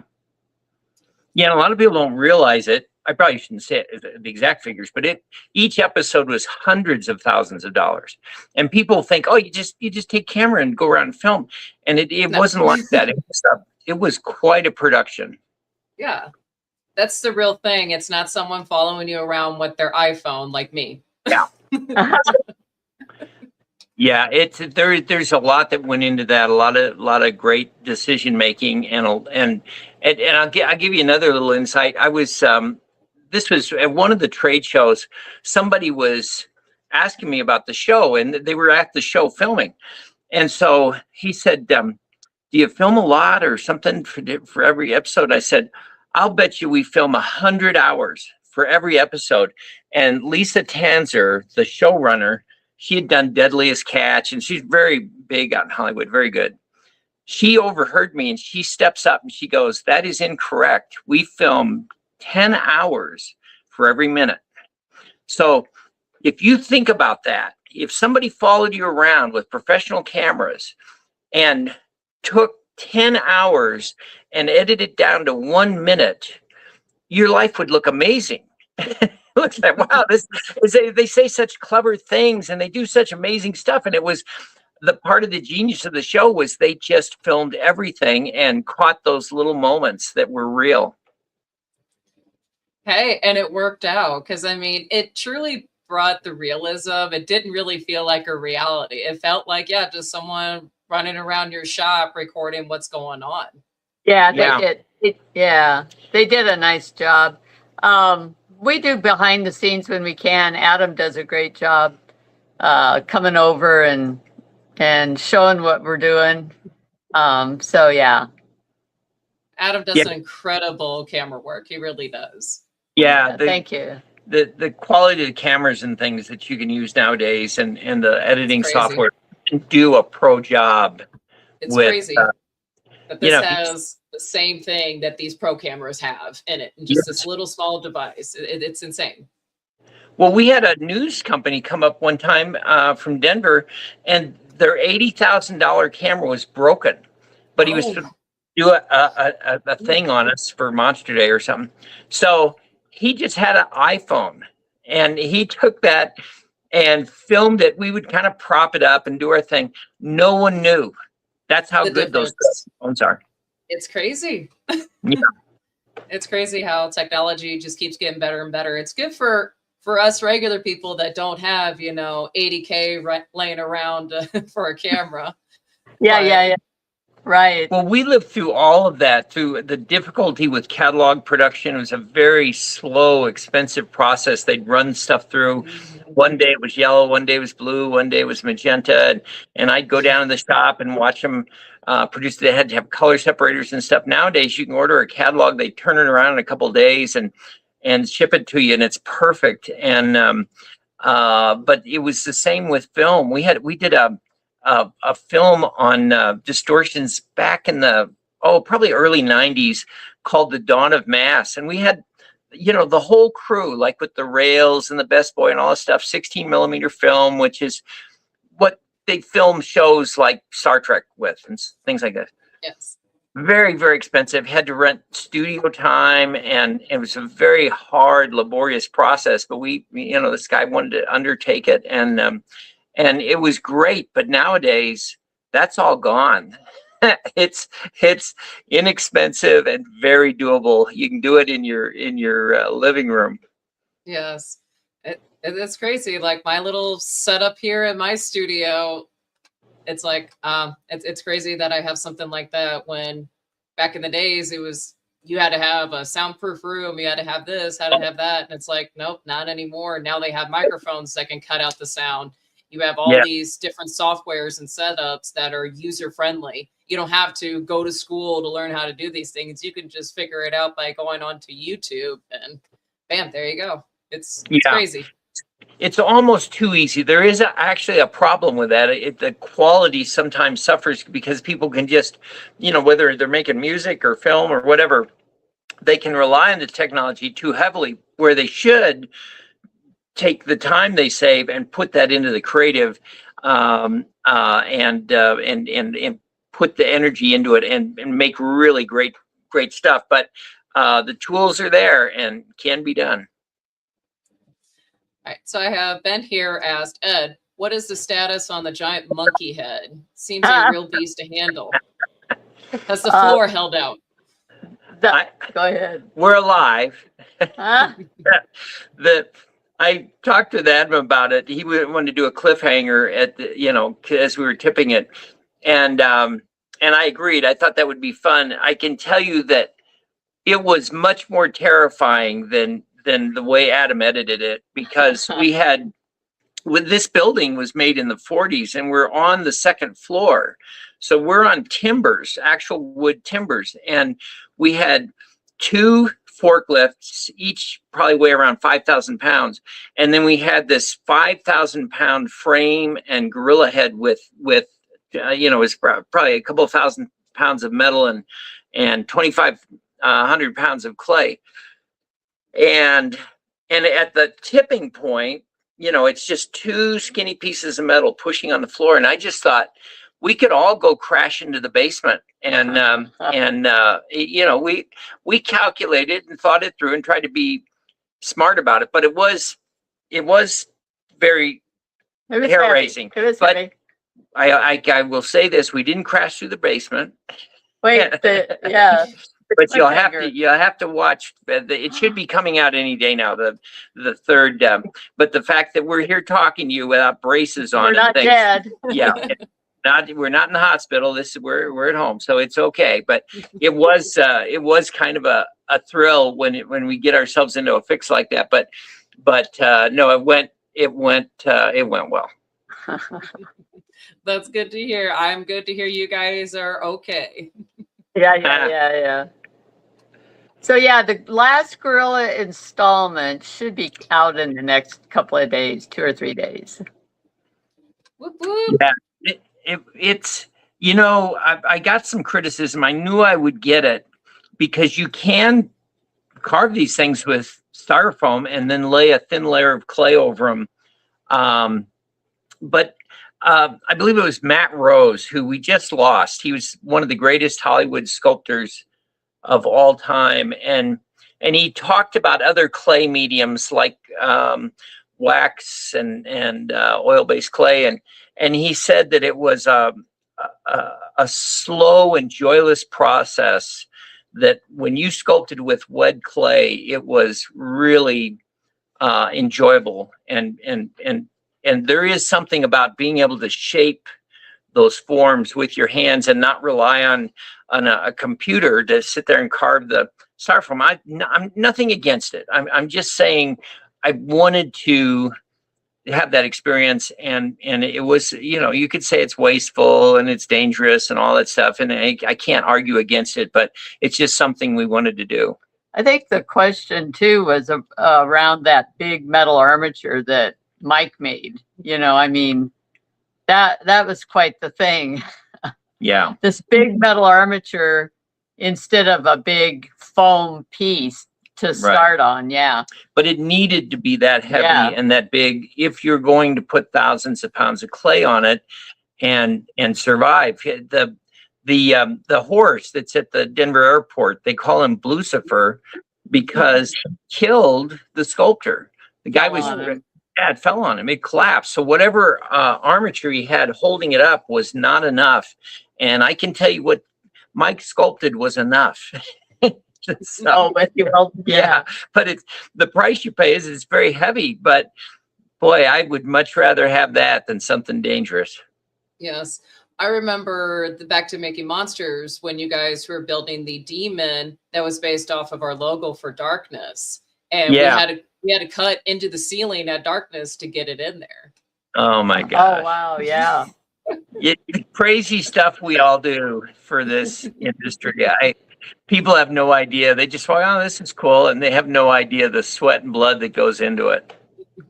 I got to tell one of my newer builders at the time, because he was asking, he's like, why? He's just staring at the ceiling. And he's like, what happened here? I was like, oh, well, we used to have an animatronic there. We actually had to cut into the ceiling to get it in there. And it just barely got in there. It's actually on a show called Making Monsters. And then he went and watched the whole series. He just went and binge watched it that night. And he's like, that's crazy. That's crazy.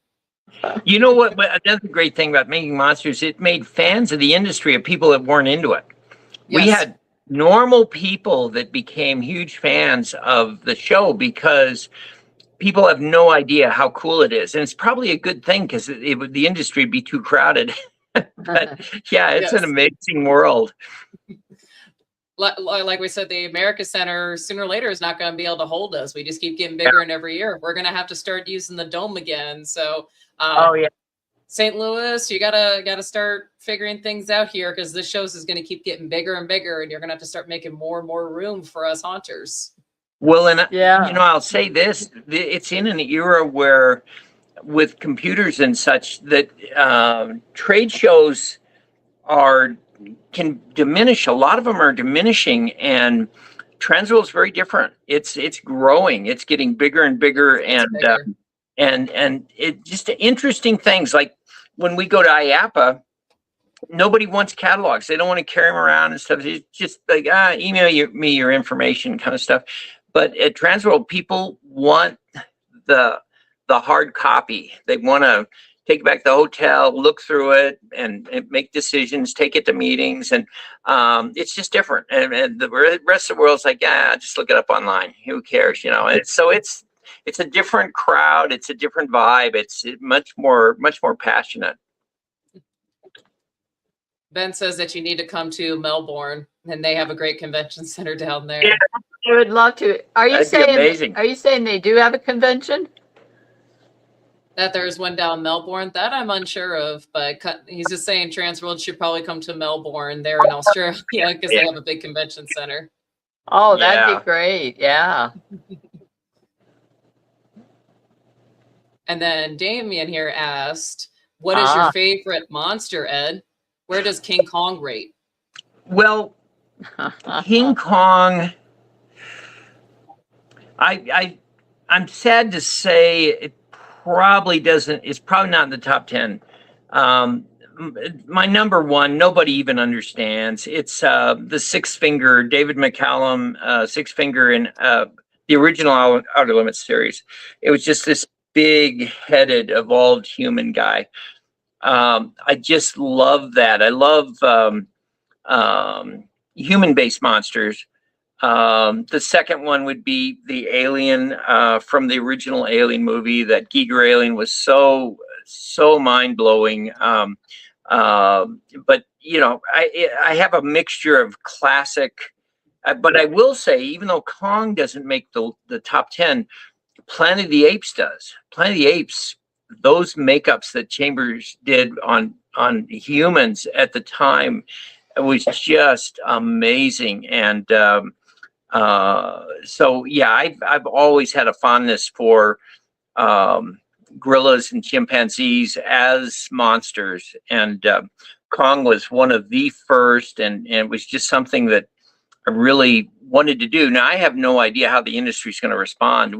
Sometimes we do stuff and it's just like, well, this needs to live. It may not sell as well as other things, but it needs to have its day in the sun, so to speak. And this is like that. You know, there may be a market. Theme parks may be interested, but it may be a little too abstract for, you know, a regular haunted house that's got like a zombie apocalypse. It's like, well, how do you fit a gorilla into that? You know, that sort of thing. But we'll see. Hey, you know, haunters are creative. We talk about Yes. that on the show all the time. Haunters are creative, and it can be the most simplest thing. And you're like, why didn't I think of that? Yes. How did you come up with that? And it'd be over the most silliest thing. And you're like, that's crazy.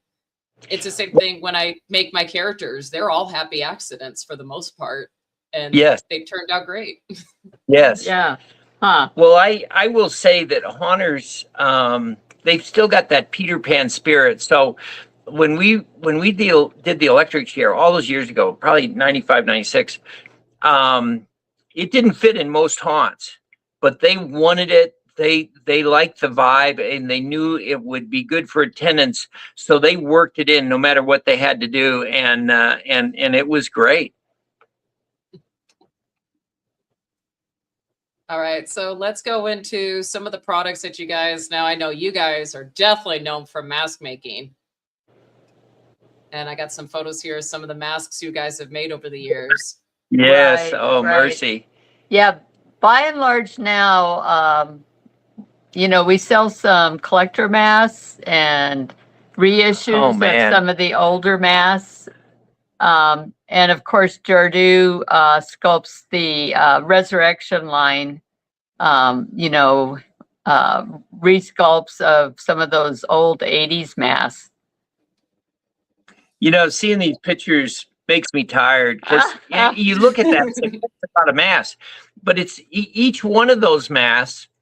We would make hundreds and thousands of them. So, you know, each one of those masks represents, you know, just years of energy. And, you know, some of them we only kept for a few years and things. But yeah, that we made so many masks that it's just unbelievable. Whose collection is that? You know? I'm actually unsure. I thought it was your guys' collections. Now I'm wondering who is that? Yeah. I wonder, because Pete Roberts brought his to, didn't he bring his to Mass Fest? At some point, and Dirk brought a bunch. Yeah. But yeah, hard to say whose those belong to. Yeah. Shout out to the collector, whoever you are. Yeah. Let us know. Yeah. Let us know so we can give you proper credit. Right. So I got pictures here of some of my favorite props that you guys have made over the years, and then we'll also get into some of the new stuff. Oh, me too. I love that guy. Yeah, he's big. That guy's he's on a rock. He's probably 6-7 feet tall with the rock. Who sculpted that guy? Let's see now. That is actually the gargoyle body. So that would be who's that? Not Lee Joyner. No. Eric Harris. Eric Harris. Harris. Eric Harris sculpted the body, and I probably Tom Cassidy sculpted the head. I think. Yeah. And then I think I sculpted the rock out of styrofoam. That is all Tom Cassidy. That's the mutant, and that thing was such a hit. Now that's the Legend display. That's not the animatronic, but yeah, it's just a cool character. Definitely very fun. You guys have such a particular style that stands out from everyone else's stuff. Like I can spot a Distortions prop without even knowing if it is or not. You guys just have a particular style that nobody else has when it comes to your sculpts. That's interesting. Yeah, because over the years, we've used a lot of different designers, sculptors, you know, so Yeah, but we direct them. There's yeah. certain things we like to see. I like very angular shapes, and then you soften them until they're believable, but keeping really cool, hard shapes. Yeah, and I will say we really lean into monsters, I mean, we're not we do some zombies and this and that, but we like really unusual monsters. Yeah. I would say. More monsters are great. We love monsters. Monsters.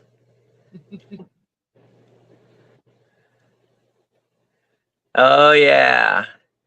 I don't know where we came up with that idea. It's kind of like the Jason of killers that would put a pumpkin on their head. But yeah, we really, really like him. Jack is back. I love it. So like when we were talking with Blake on just like pumpkins, like the pumpkin is the staple of Halloween. The jack-o'-lantern is the heart and symbol. You can't have Halloween without pumpkins. So with you guys making your line of like all these different pumpkin creatures, I'm like, that just speaks Halloween. Yeah, that's true. Yeah, we found recently that there's certain boxes to check, and some of it's nostalgia, some of it's classic Halloween, classic monsters, but yet updated. You don't want to just keep repeating Boris Karloff's Frankenstein. As perfect as it was, and as much as it changed the world, the concept, the vibe needs to be brought up to date, and yet certainly tip your hat to these incredible monster makers that really pioneered it all. Banshee. Banshee. Was that your fun one? It was. What was that? She was a fun one. Absolutely loved the sculpt with her mouth opens up. Yeah, she's crazy. And that was quite a bit of engineering, getting that mouth to work right. And, Mondo and those guys have to put that armature in just exact to get that done. So yeah, she's fun. And of course the animatronic goes up in the air. So yeah, floats up. Jordu Shell did that sculpture, and he just did a phenomenal job. He can do human anatomy very well and monsters very well. She definitely was a top seller. I have seen her at a lot of locations in the past 2 years. Yeah. This is a fun one I like to see all over. Right. Heartless. Right. Yeah. Poor thing. Mikey Rotella worked on her, and I worked on her. I just like the idea of being able to see through her. And so that hole went all the way through, and that was kind of the gag, and plus just super gore. Hey, for me, the gorier the better. Yeah, well, the thing is, it's not just about throwing blood on it. There needs to be art. And people, well, I'm sure a lot of people would just laugh at that statement, but actually there's a lot of art to that piece. You got to have layer, texture, also different colors when it comes to staining fabric versus putting it on a solid prop. You got to make it look as real as possible.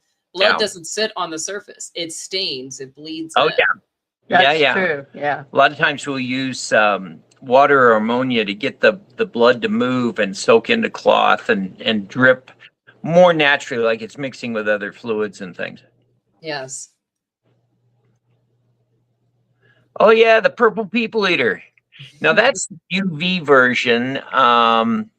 He's kind of fun. He's a little bit on the silly side, but that was another Eric Austin sculpture. Eric Harris. What am I saying? Eric Austin. He's the Mass Fest guy. Yes. Great guy. He's really he takes that whole part of the industry and just takes it all away. Yeah. Monster Mini Golf. Yeah. A lot of their locations have that purple people eater. Right. Yes, I love it. It's it's so silly, but it's also Yeah. scary and creepy. It's Yeah. original. Like, who comes up with something like that? Yeah, that's crazy. Yeah. Whoops. And then one of my old faves.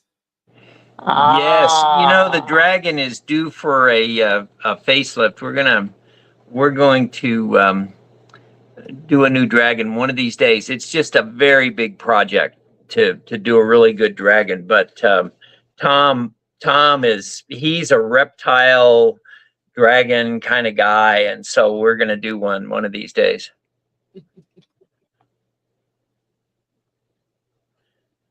That's brand new. That is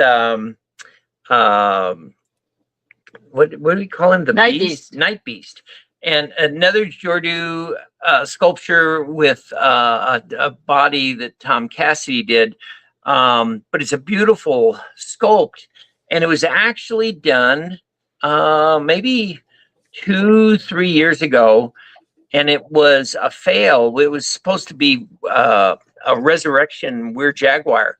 And we just kind of like, nah, you're too far off. And so it sat there, and I just thought, we're going to make something into this because it's such an incredible sculpture. So we did him this year, fit him onto a appropriate body, and use National Hair Technology hair, which is very pricey, but very worth it.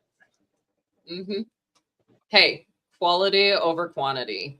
Yeah. If the quality is there, it's worth every penny. But It's absolutely love this. Very classic werewolf. But again, your guys' art and style that you go with, it stands out from everybody else.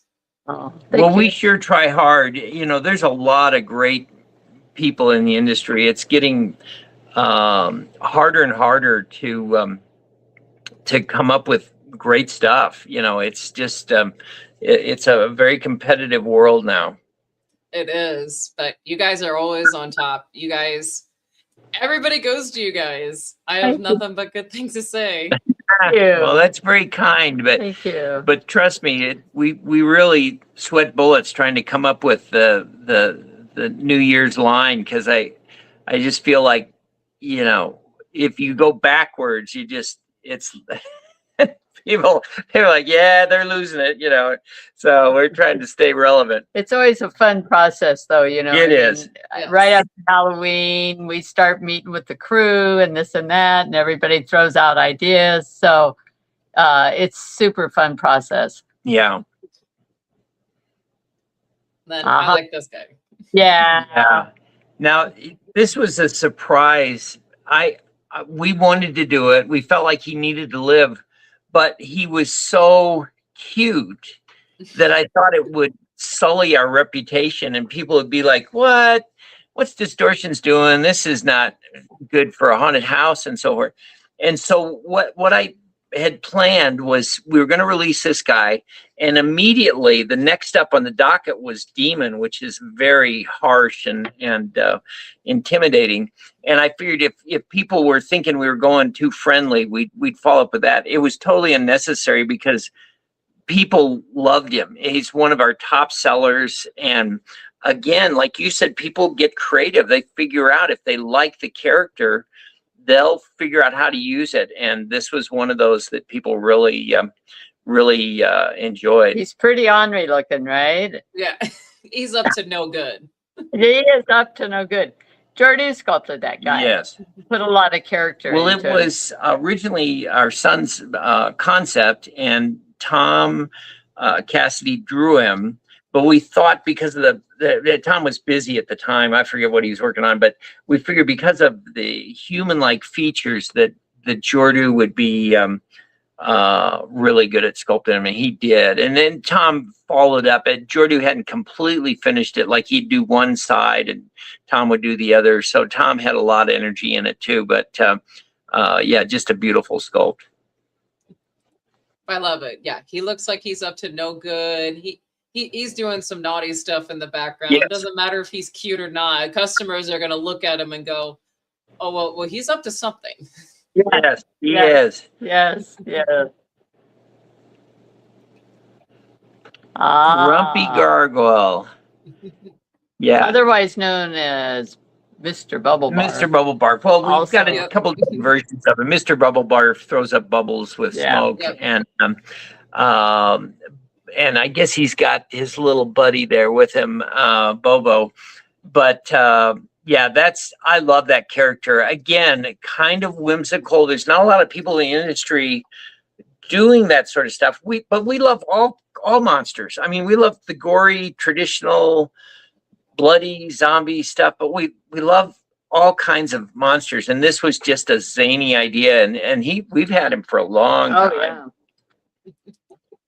He's definitely my favorite. Barfing out the bubbles and stuff. I'm like, but that's something fun that you can put in your midway or in your queue line to interact with your customers. Like, he's a perfect fit.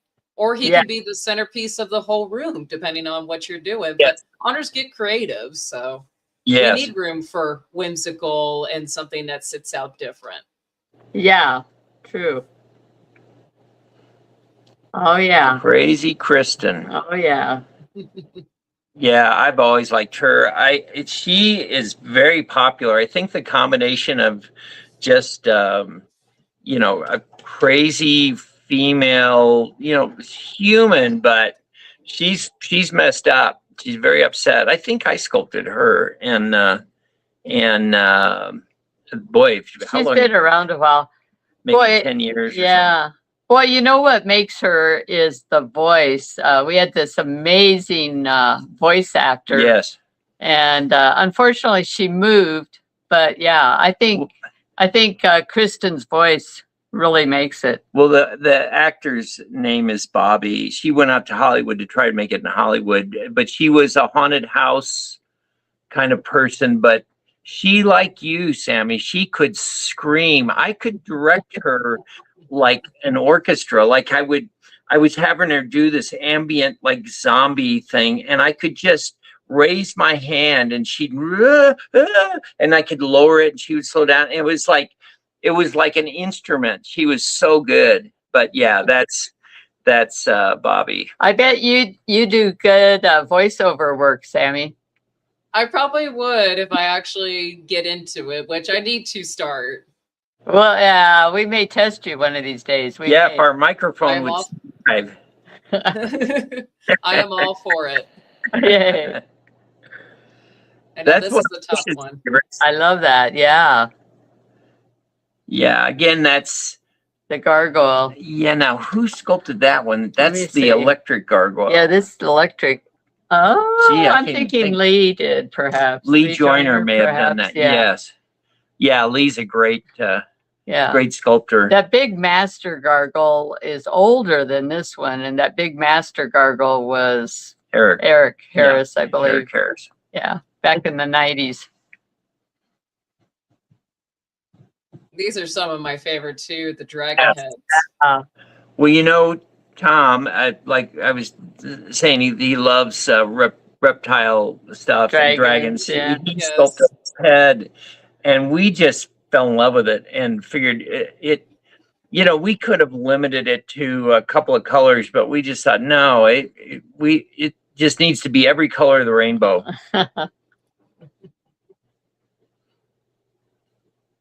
All right, so Damien here said, you ever think about turning some of your famous your animations into actor electronics?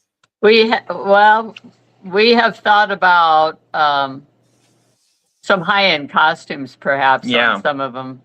Yeah, costumes have their own set of problems. They're very difficult to make something that's really grand, that's comfortable, and that you can see out of and breathe out of and things like that. But yeah, we have been toying with that more lately. Mm-hmm. I know the 3 years that I worked for you guys, each different character that I had, you would ask me all my opinions and I would give your opinions on what to do differently, how to make this better, how to make it fit different actors and stuff. Because every night a different actor can be in it. It's not always the same one. So how do you make it where it's friendly for all, or at least most body types? Right. And yeah, it's one of those things where when you make costumes, it's hard because everybody has a different body type, everybody has a different style, etc. And It's tolerance. A lot of people will not yes, tolerate discomfort. And the guys, like the creature actors out in Hollywood, there's some tough hombres, but they a lot of times they'll pass out on the set because their breathing and sight is so compromised that they just they conk out a lot of times. that's for me. Everybody loves my Beelzebub, which is my bee demon I did back in 24. And I said, yes, it's a fun costume, but it's a scary one to wear because I literally have tunnel vision in that mask. Yeah. I did not have ear holes at the time. I recently had to put ear holes in it. And the mask it's suction cupped to my face. It's very tight. So there's no airflow anywhere on my face, sweat very easily. And then it's kind of hard to get on and off. The sound that it made when it popped off, I mean, it was funny, still loved it, but I'm like, that's a character where I got to have the right mindset to wear it. Right. I decided to wear it down in New Orleans for a Halloween costume crawl. That was a mistake. Oh. I was holding on to my mom's arm the whole time. I'm like, I can't see. I have no idea where we are. You're gonna have to guide me through this whole madness. We're on Bourbon Street, by the way, and it's packed. It's Saturday night, so I was like, yeah, this was not a good idea. The photos and videos were great, but for me, I'm like, you just got to do the stuff for the glory. It just no matter how it was for the glory. But as soon as we got to the bar and I was able to get out of that, oh yeah, I took it off. I'm like, I'm not putting this back on. I hope everybody got enough photos and videos. I'm not doing this again. Yeah, wow. But it's a fun character, but it's a hard costume to wear. I definitely won't wear it in a haunt. It's definitely strictly one of my showpieces because I'm like, my vision's compromised, my hearing's compromised. And again, the mask is not that comfortable to wear because it's a tight custom fit. So it's one of those things. Then I have my other ones where I'll wear them day and night. I'll sleep in them. Like they're so comfortable. It just depends. Wow. It's all about material, fitting, etc. And like I said, the tolerance. I got to have the mindset to wear it for the night or whatever. Yeah. Yeah, exactly. Mm. All right, back to more of my favorites. Now, this one, I love the idea of the wolf spider. Yeah. Yeah, we've had some fun with spiders. We didn't do one this year, but we figured out how to make the legs bendable and support the weight, and we've really enjoyed making several of those kind of weird sci-fi kind of creatures. Yeah, I loved the pumpkin spider, but when you guys brought this out, I believe last year, I was like, oh, what a great idea. Like, that is awesome. Yeah, I got stuck on the name. It's a wolf spider. That's it.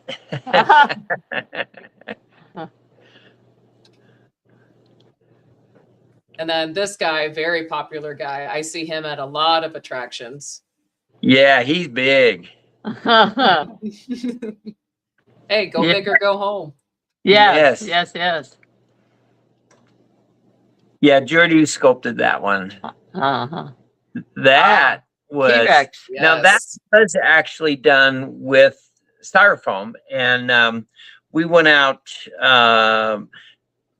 Jordu, Mikey Rotella, and I went to Icon Poly in Nebraska, who had cut the foam, and they helped us put a layer of clay on it. We did the final detailing, and then they made the molds, and so that's been a staple.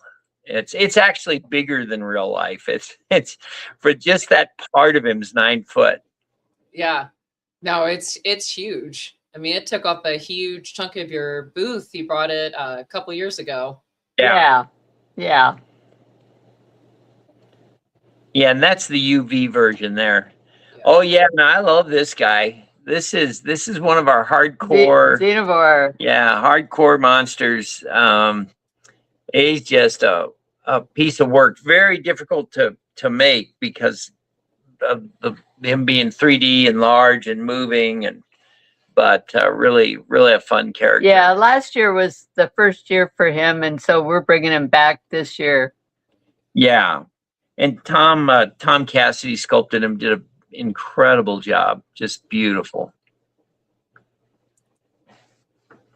Yes, this one was definitely my favorite. A lot of animation with him, like a lot just moves around crazy. Yeah.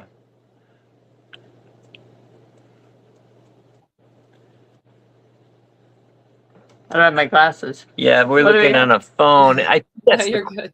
It's This the is new a corner. zombie. He was a big hit. You know, we wanted to make him not, you know, because when you're a corpse, man, you're dragging stuff. You know, they're not stable, and so we wanted to create an armature that would allow him to have that stance, and it worked really well. It's actually a elaborate armature in there, a metal armature that allows his legs to bend and elbows, arms and things to bend right where they should, and not, you know, because if you just put a wire in something, you bend it, it turns into a loop, you know, it's like a rainbow bend or something. But this thing bends and stays straight where it needs to stay straight, and bends where it needs to bend. That's cool. That's something that haunters need, especially when it comes to statics and they want them in a certain position. Yeah. Yeah, And, you can pose him around. well, and you know, if you look at the paint job on this guy, it's really hardcore Hollywood. It is a zombie, which, you know, you could just make a dusty zombie and get away with murder, but it's actually a very complicated paint job. Again, you guys do incredible work. You guys and your team always do incredible work when it comes to your sculpting, when it comes to painting. I mean, you guys go all out. Yeah. Everybody suffers for it, but it's worth it. Yeah, we're super We love it. proud of our team. Yeah, they're They do a great. great job. Now, this one is still my absolute favorites because love dinosaurs, grew up with Jurassic Park religiously, and that was your guys' Velociraptors. Oh, yeah. Yeah, He's gorgeous, right? Yes. Yeah, And he's I believe that's the orange one. He's I think he's going to be at green. the show. Is that green? Yeah. It's green. Okay, Yeah. we're bringing the orange one back. The orange one, again, Tom, our lizard guy, he did it, did the sculpture, and he wanted to do orange, and I said, Tom, I just don't think people are going to like that, and because it's not that realistic, you know, green or browns or whatever, and he painted it, and it's my favorite. It's just gorgeous. It's got kind of a red orange back, and then it fades into pumpkin orange, and then it goes into this salmon kind of underbelly, off-white. It's just gorgeous. Yeah, and the whole team does a great job on him. He's got a pretty complicated armature in there, and you know, Mondo and those guys have to do a lot of seaming on him, and painting is pretty detailed on him. So yeah, everybody does a great job on him. Well, and Trevor is one of our guys. He painted this one for the show, and even though it wasn't his design, he copied Tom's paint job so perfectly you couldn't tell who did it. Tom probably wouldn't even been able to tell. It was just perfect. Tom's doing those eyes. Yeah, Tom's doing the eyes. Those eyes are, nobody knows how to do those yet except for Tom. We're gonna start learning. Yes, I definitely love the eyes. Eyes are always something for me that I look at. Yes. But going back to the orange Velociraptor, that idea is what reminds me from the Lost World, the second Jurassic Park. You know, the first one, they were that brown color. And then in the second movie, they were orange with the tiger stripes. And that's what that one reminds me of, is the Lost World's version of the Velociraptors. Because each Jurassic Park film, the raptors definitely changed. They changed colors and patterns. Right. Yeah, I think Tom mentioned that Jurassic Park used a similar sort of a look, and it is gorgeous. Yes, and then you guys got the one that reminds me of Blue from Jurassic World with the gray and blue tone, and then this one right here, that's the classic just green dinosaur, which still love it too. But yes, they were definitely cool. And I like how you guys had all different variants. You had a static, you have one that jumps out, and then you have one that just moves. Right. Yeah. Right. And then your guys' fun video of the raptor training at the shop. That was cute. I loved it. It was fun. Yeah, I don't know. I don't know how we find time to goof off, but yeah, it was a fun shoot. Dark Acres right here said, cannot wait to start my collection of distortions props. Oh, yay. It's a very expensive addiction. I'm just warning you, dude. It is worth every penny. Don't listen to him. It's worth it. One of us. One of us. Huh. All right. So let's get into some big numbers that you guys are bringing in. Yeah. This guy he just turned out fantastic. Tom Cassidy really wanted to sculpt the head, and he designed it. I wanted to do these kind of weird coils coming out of the forehead and things. You can't get too close to the universal Frankenstein, even though it's should be in the public domain. There's things they've done to kind of keep that control over that.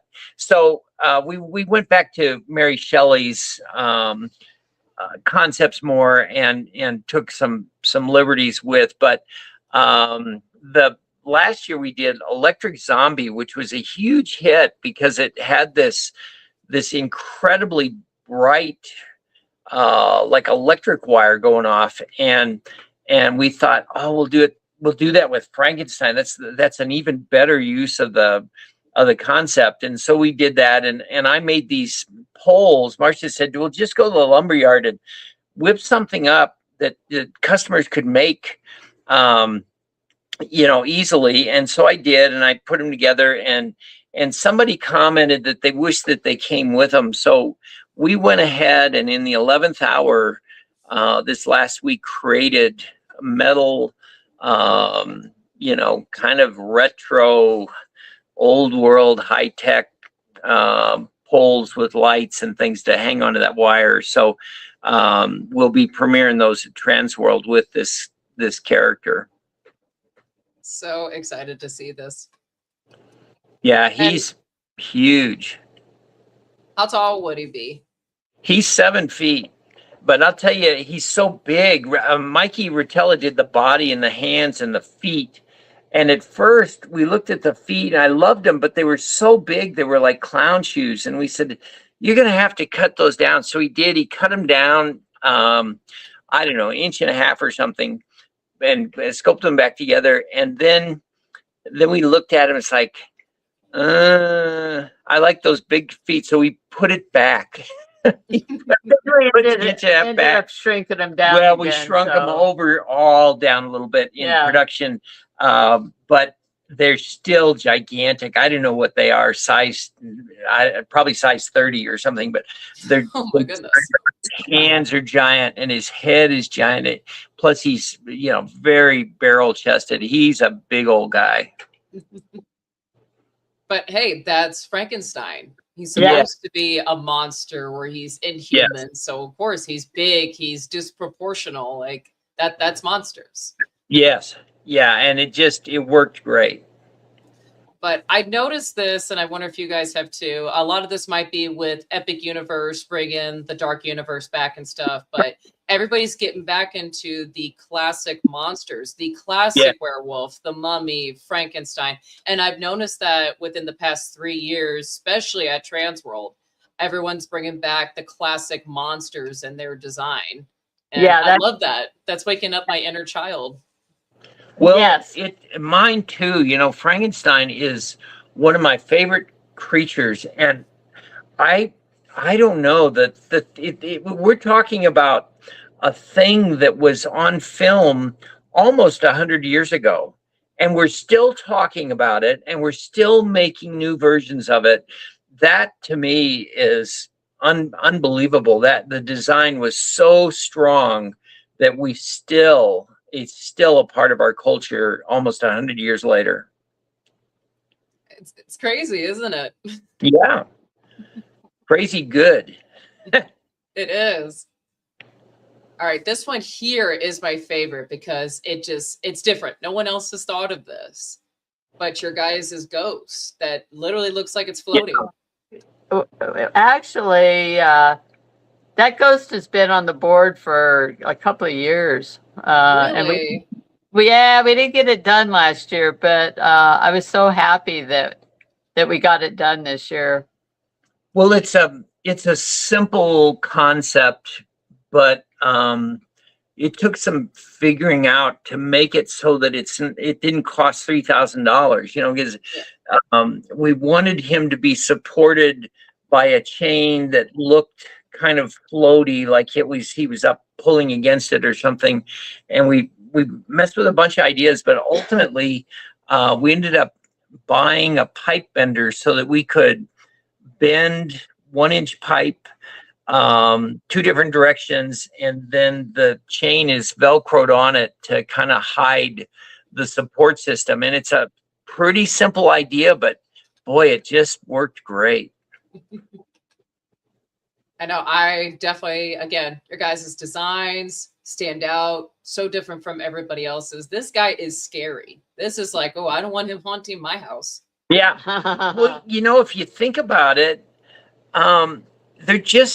there's not a lot of ghosts. I think people don't quite know what to do with ghosts, and when we didn't know either, we got online and looked at stuff, and I came across these gritty, kind of off-white creatures that were just like black and dirty and soiled and torn up clothes, and so it's a long way from Casper. And in fact, just a note, Casper was my first Halloween costume when I was a kid. I got one of those vacuum form, faces with the little Casper clothes, and that was my first monster. And this guy is a long way from Casper. So yeah, this guy you probably saw online. I mean, we spray him when he's all done. We spray him with an invisible UV reactive ink. Oh. And you do have black light. You can put him under black light, and then he glows. Yeah, so he looks good both ways. Yeah. Oh, that is cool. Yeah. All right, back to pumpkins. Uh-huh. These are cool. my favorite candy jars. Yes. Yeah. Jackalicious. Ha. I love it because it just looks like the face is coming out of the pumpkin. Right. Like it's stretching out. Yeah. All right, so you guys working in the shop, what have been like your favorite experiences working in the shop? Just like fun stories.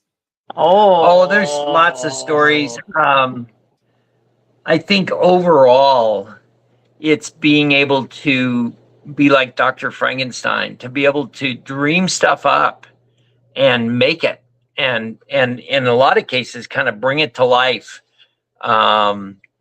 That is, to be able to do that for a living is really very fortunate.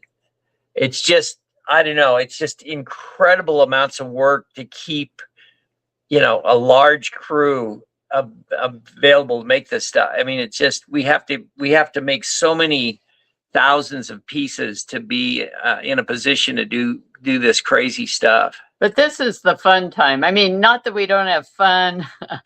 We have fun year round, but yeah, the last few months has really been the super fun time, creating and designing and seeing things come to life. So but also just our crew, we love every day being around those guys. Yeah. We're like family, and And the customers, I mean, we've got amazing customers, just like, because we're online now, you know, for so many years, we didn't know our customers because we sold just wholesale for many, many years. And so now we're online primarily, and we get to know our customers. And that's what's amazing about Transworld too, is, you know, we get to go to Transworld and just see everybody every year. You know, it's like family again. So that's what we love, I think, is just the interaction. Yeah. Well, the passion of the people, and she's right. When we were doing wholesale, and it was primarily things going into retail stores, there was two walls. There was the wall of the distributor, and then the wall of the retailer, and we never got to the customer. Now, we knew some of them, sure, that contacted us directly and things, but for the most part, we didn't have a relationship with the people that love the stuff. And I really did not realize we were creating all these, not only fans, but people that got into the business because sometimes it was not always ours, but a lot of times it was our products would trigger them and get them into the business. They got so excited about some of the stuff they saw. Yeah, I mean, you guys got a huge lineup of like customers, everything from Vic. I know you do stuff with Vic Van Dyke, if I remember. You guys decorate his house for Halloween. Yeah. Obviously, all the big name owners in the industry, everything from Larry Kirchner to Eddie McLaurin. You do a lot of stuff with Alan Hobbs. You guys did a mask competition at MHC right 2 years ago. And that was crazy seeing you guys up there and your guys' team up there making stuff very, very quickly and then just throwing them out to people in the crowd. That was insane. Yeah. Yeah, it got a little rough in the crowd. There's some rough. Everybody loved it. Everybody loved it. Yeah. Also, Alice Cooper, I know you've done stage stuff for him as well. Right. Yeah, the fun thing is they're really into it. I mean, like Dick Van Dyke, he loves monsters. He used to make his own. He just, you would think, oh, you know, he was on Mary Poppins and he's all famous. What would he care? But he just loves them, and he gets so excited when he sees the stuff we bring every year. It's really fun to see the kid in him. Yes, and you know, he's a Hollywood legend. He's one of the last remaining. He just celebrated his 100th birthday, and I mean, the man, he looks like he's happy, and it's great to hear that you guys do cool Halloween stuff for him, and that he's so into Halloween. You know, we love hearing things like that. Well, he's still super sharp. Now he'll complain about not having short-term memory, but he said when it comes to the old days, it's like yesterday. He remembers it all, and he can talk about stuff. And I've really wanted to interview him specifically about the monster part of his love of and in his career. But he's just a super great guy. Yeah, and shout out to Michael at Ghost Rides. He comes out every day. He's been doing that for the last 3 or 4 years. So. Poor guy. He really signed up for a lot of work. It's a lot of work to set up. All right. So I got John in here saying that there needs to be a Chainsaw Sammy prop in 27. Oh, now you're talking.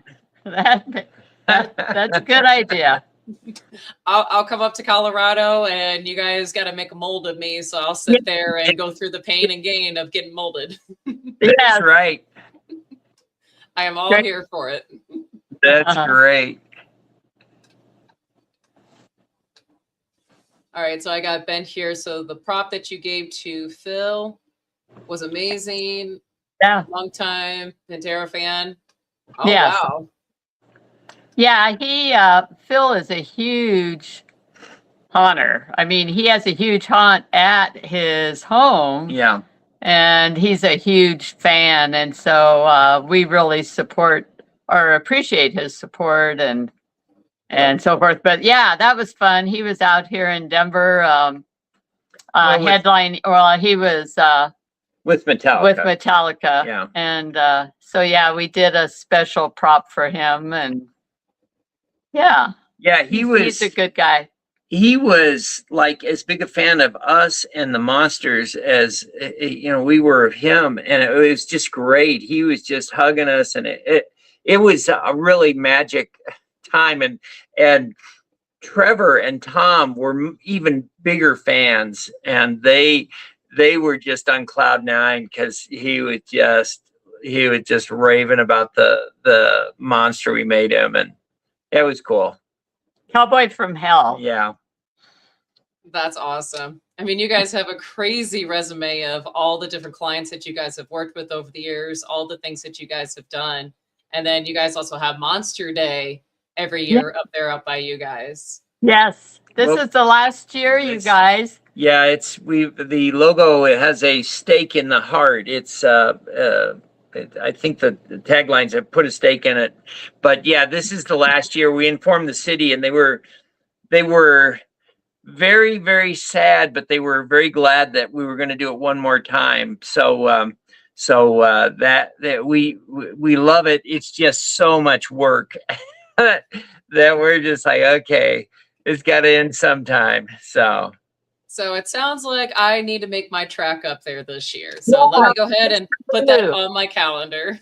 Well, I'm always Sammy. careful with recommending it because it really boils down to a 5-hour party. It's just a party to celebrate Monsters. So it's a big trip for that, but it is unique. It's fun. But seriously, if you're not busy, we should talk. I know, Yep. absolutely. I've been telling you guys for years that I need to come up for Monster Day, but if this is the last year, then it's happening. There's no excuses. It's happening. Yeah. Well, then we do need to talk. We gotcha. We'll try to figure out how We'll to hook you take up. advantage of you somehow. Yes. All right. Ed and Marsha, thank you guys so much for finally joining me on the show. Thank you guys so much. Thank you. I appreciate you guys. Everyone, we love you guys so much. Thank you again for coming on to the show. And I will see you guys here in less than 2 weeks. You guys have, Yes. See you in St. Louis. Yeah, see you in St. Louis. yes, safe travels to you and your crew. All right, everyone, thank you for tuning in to Into the Fear. We will see you guys at Transworld. Tune in next Sunday for part 2 of On the World 2 Transworld 2026. Yay. Bye, guys. Bye. Thank you.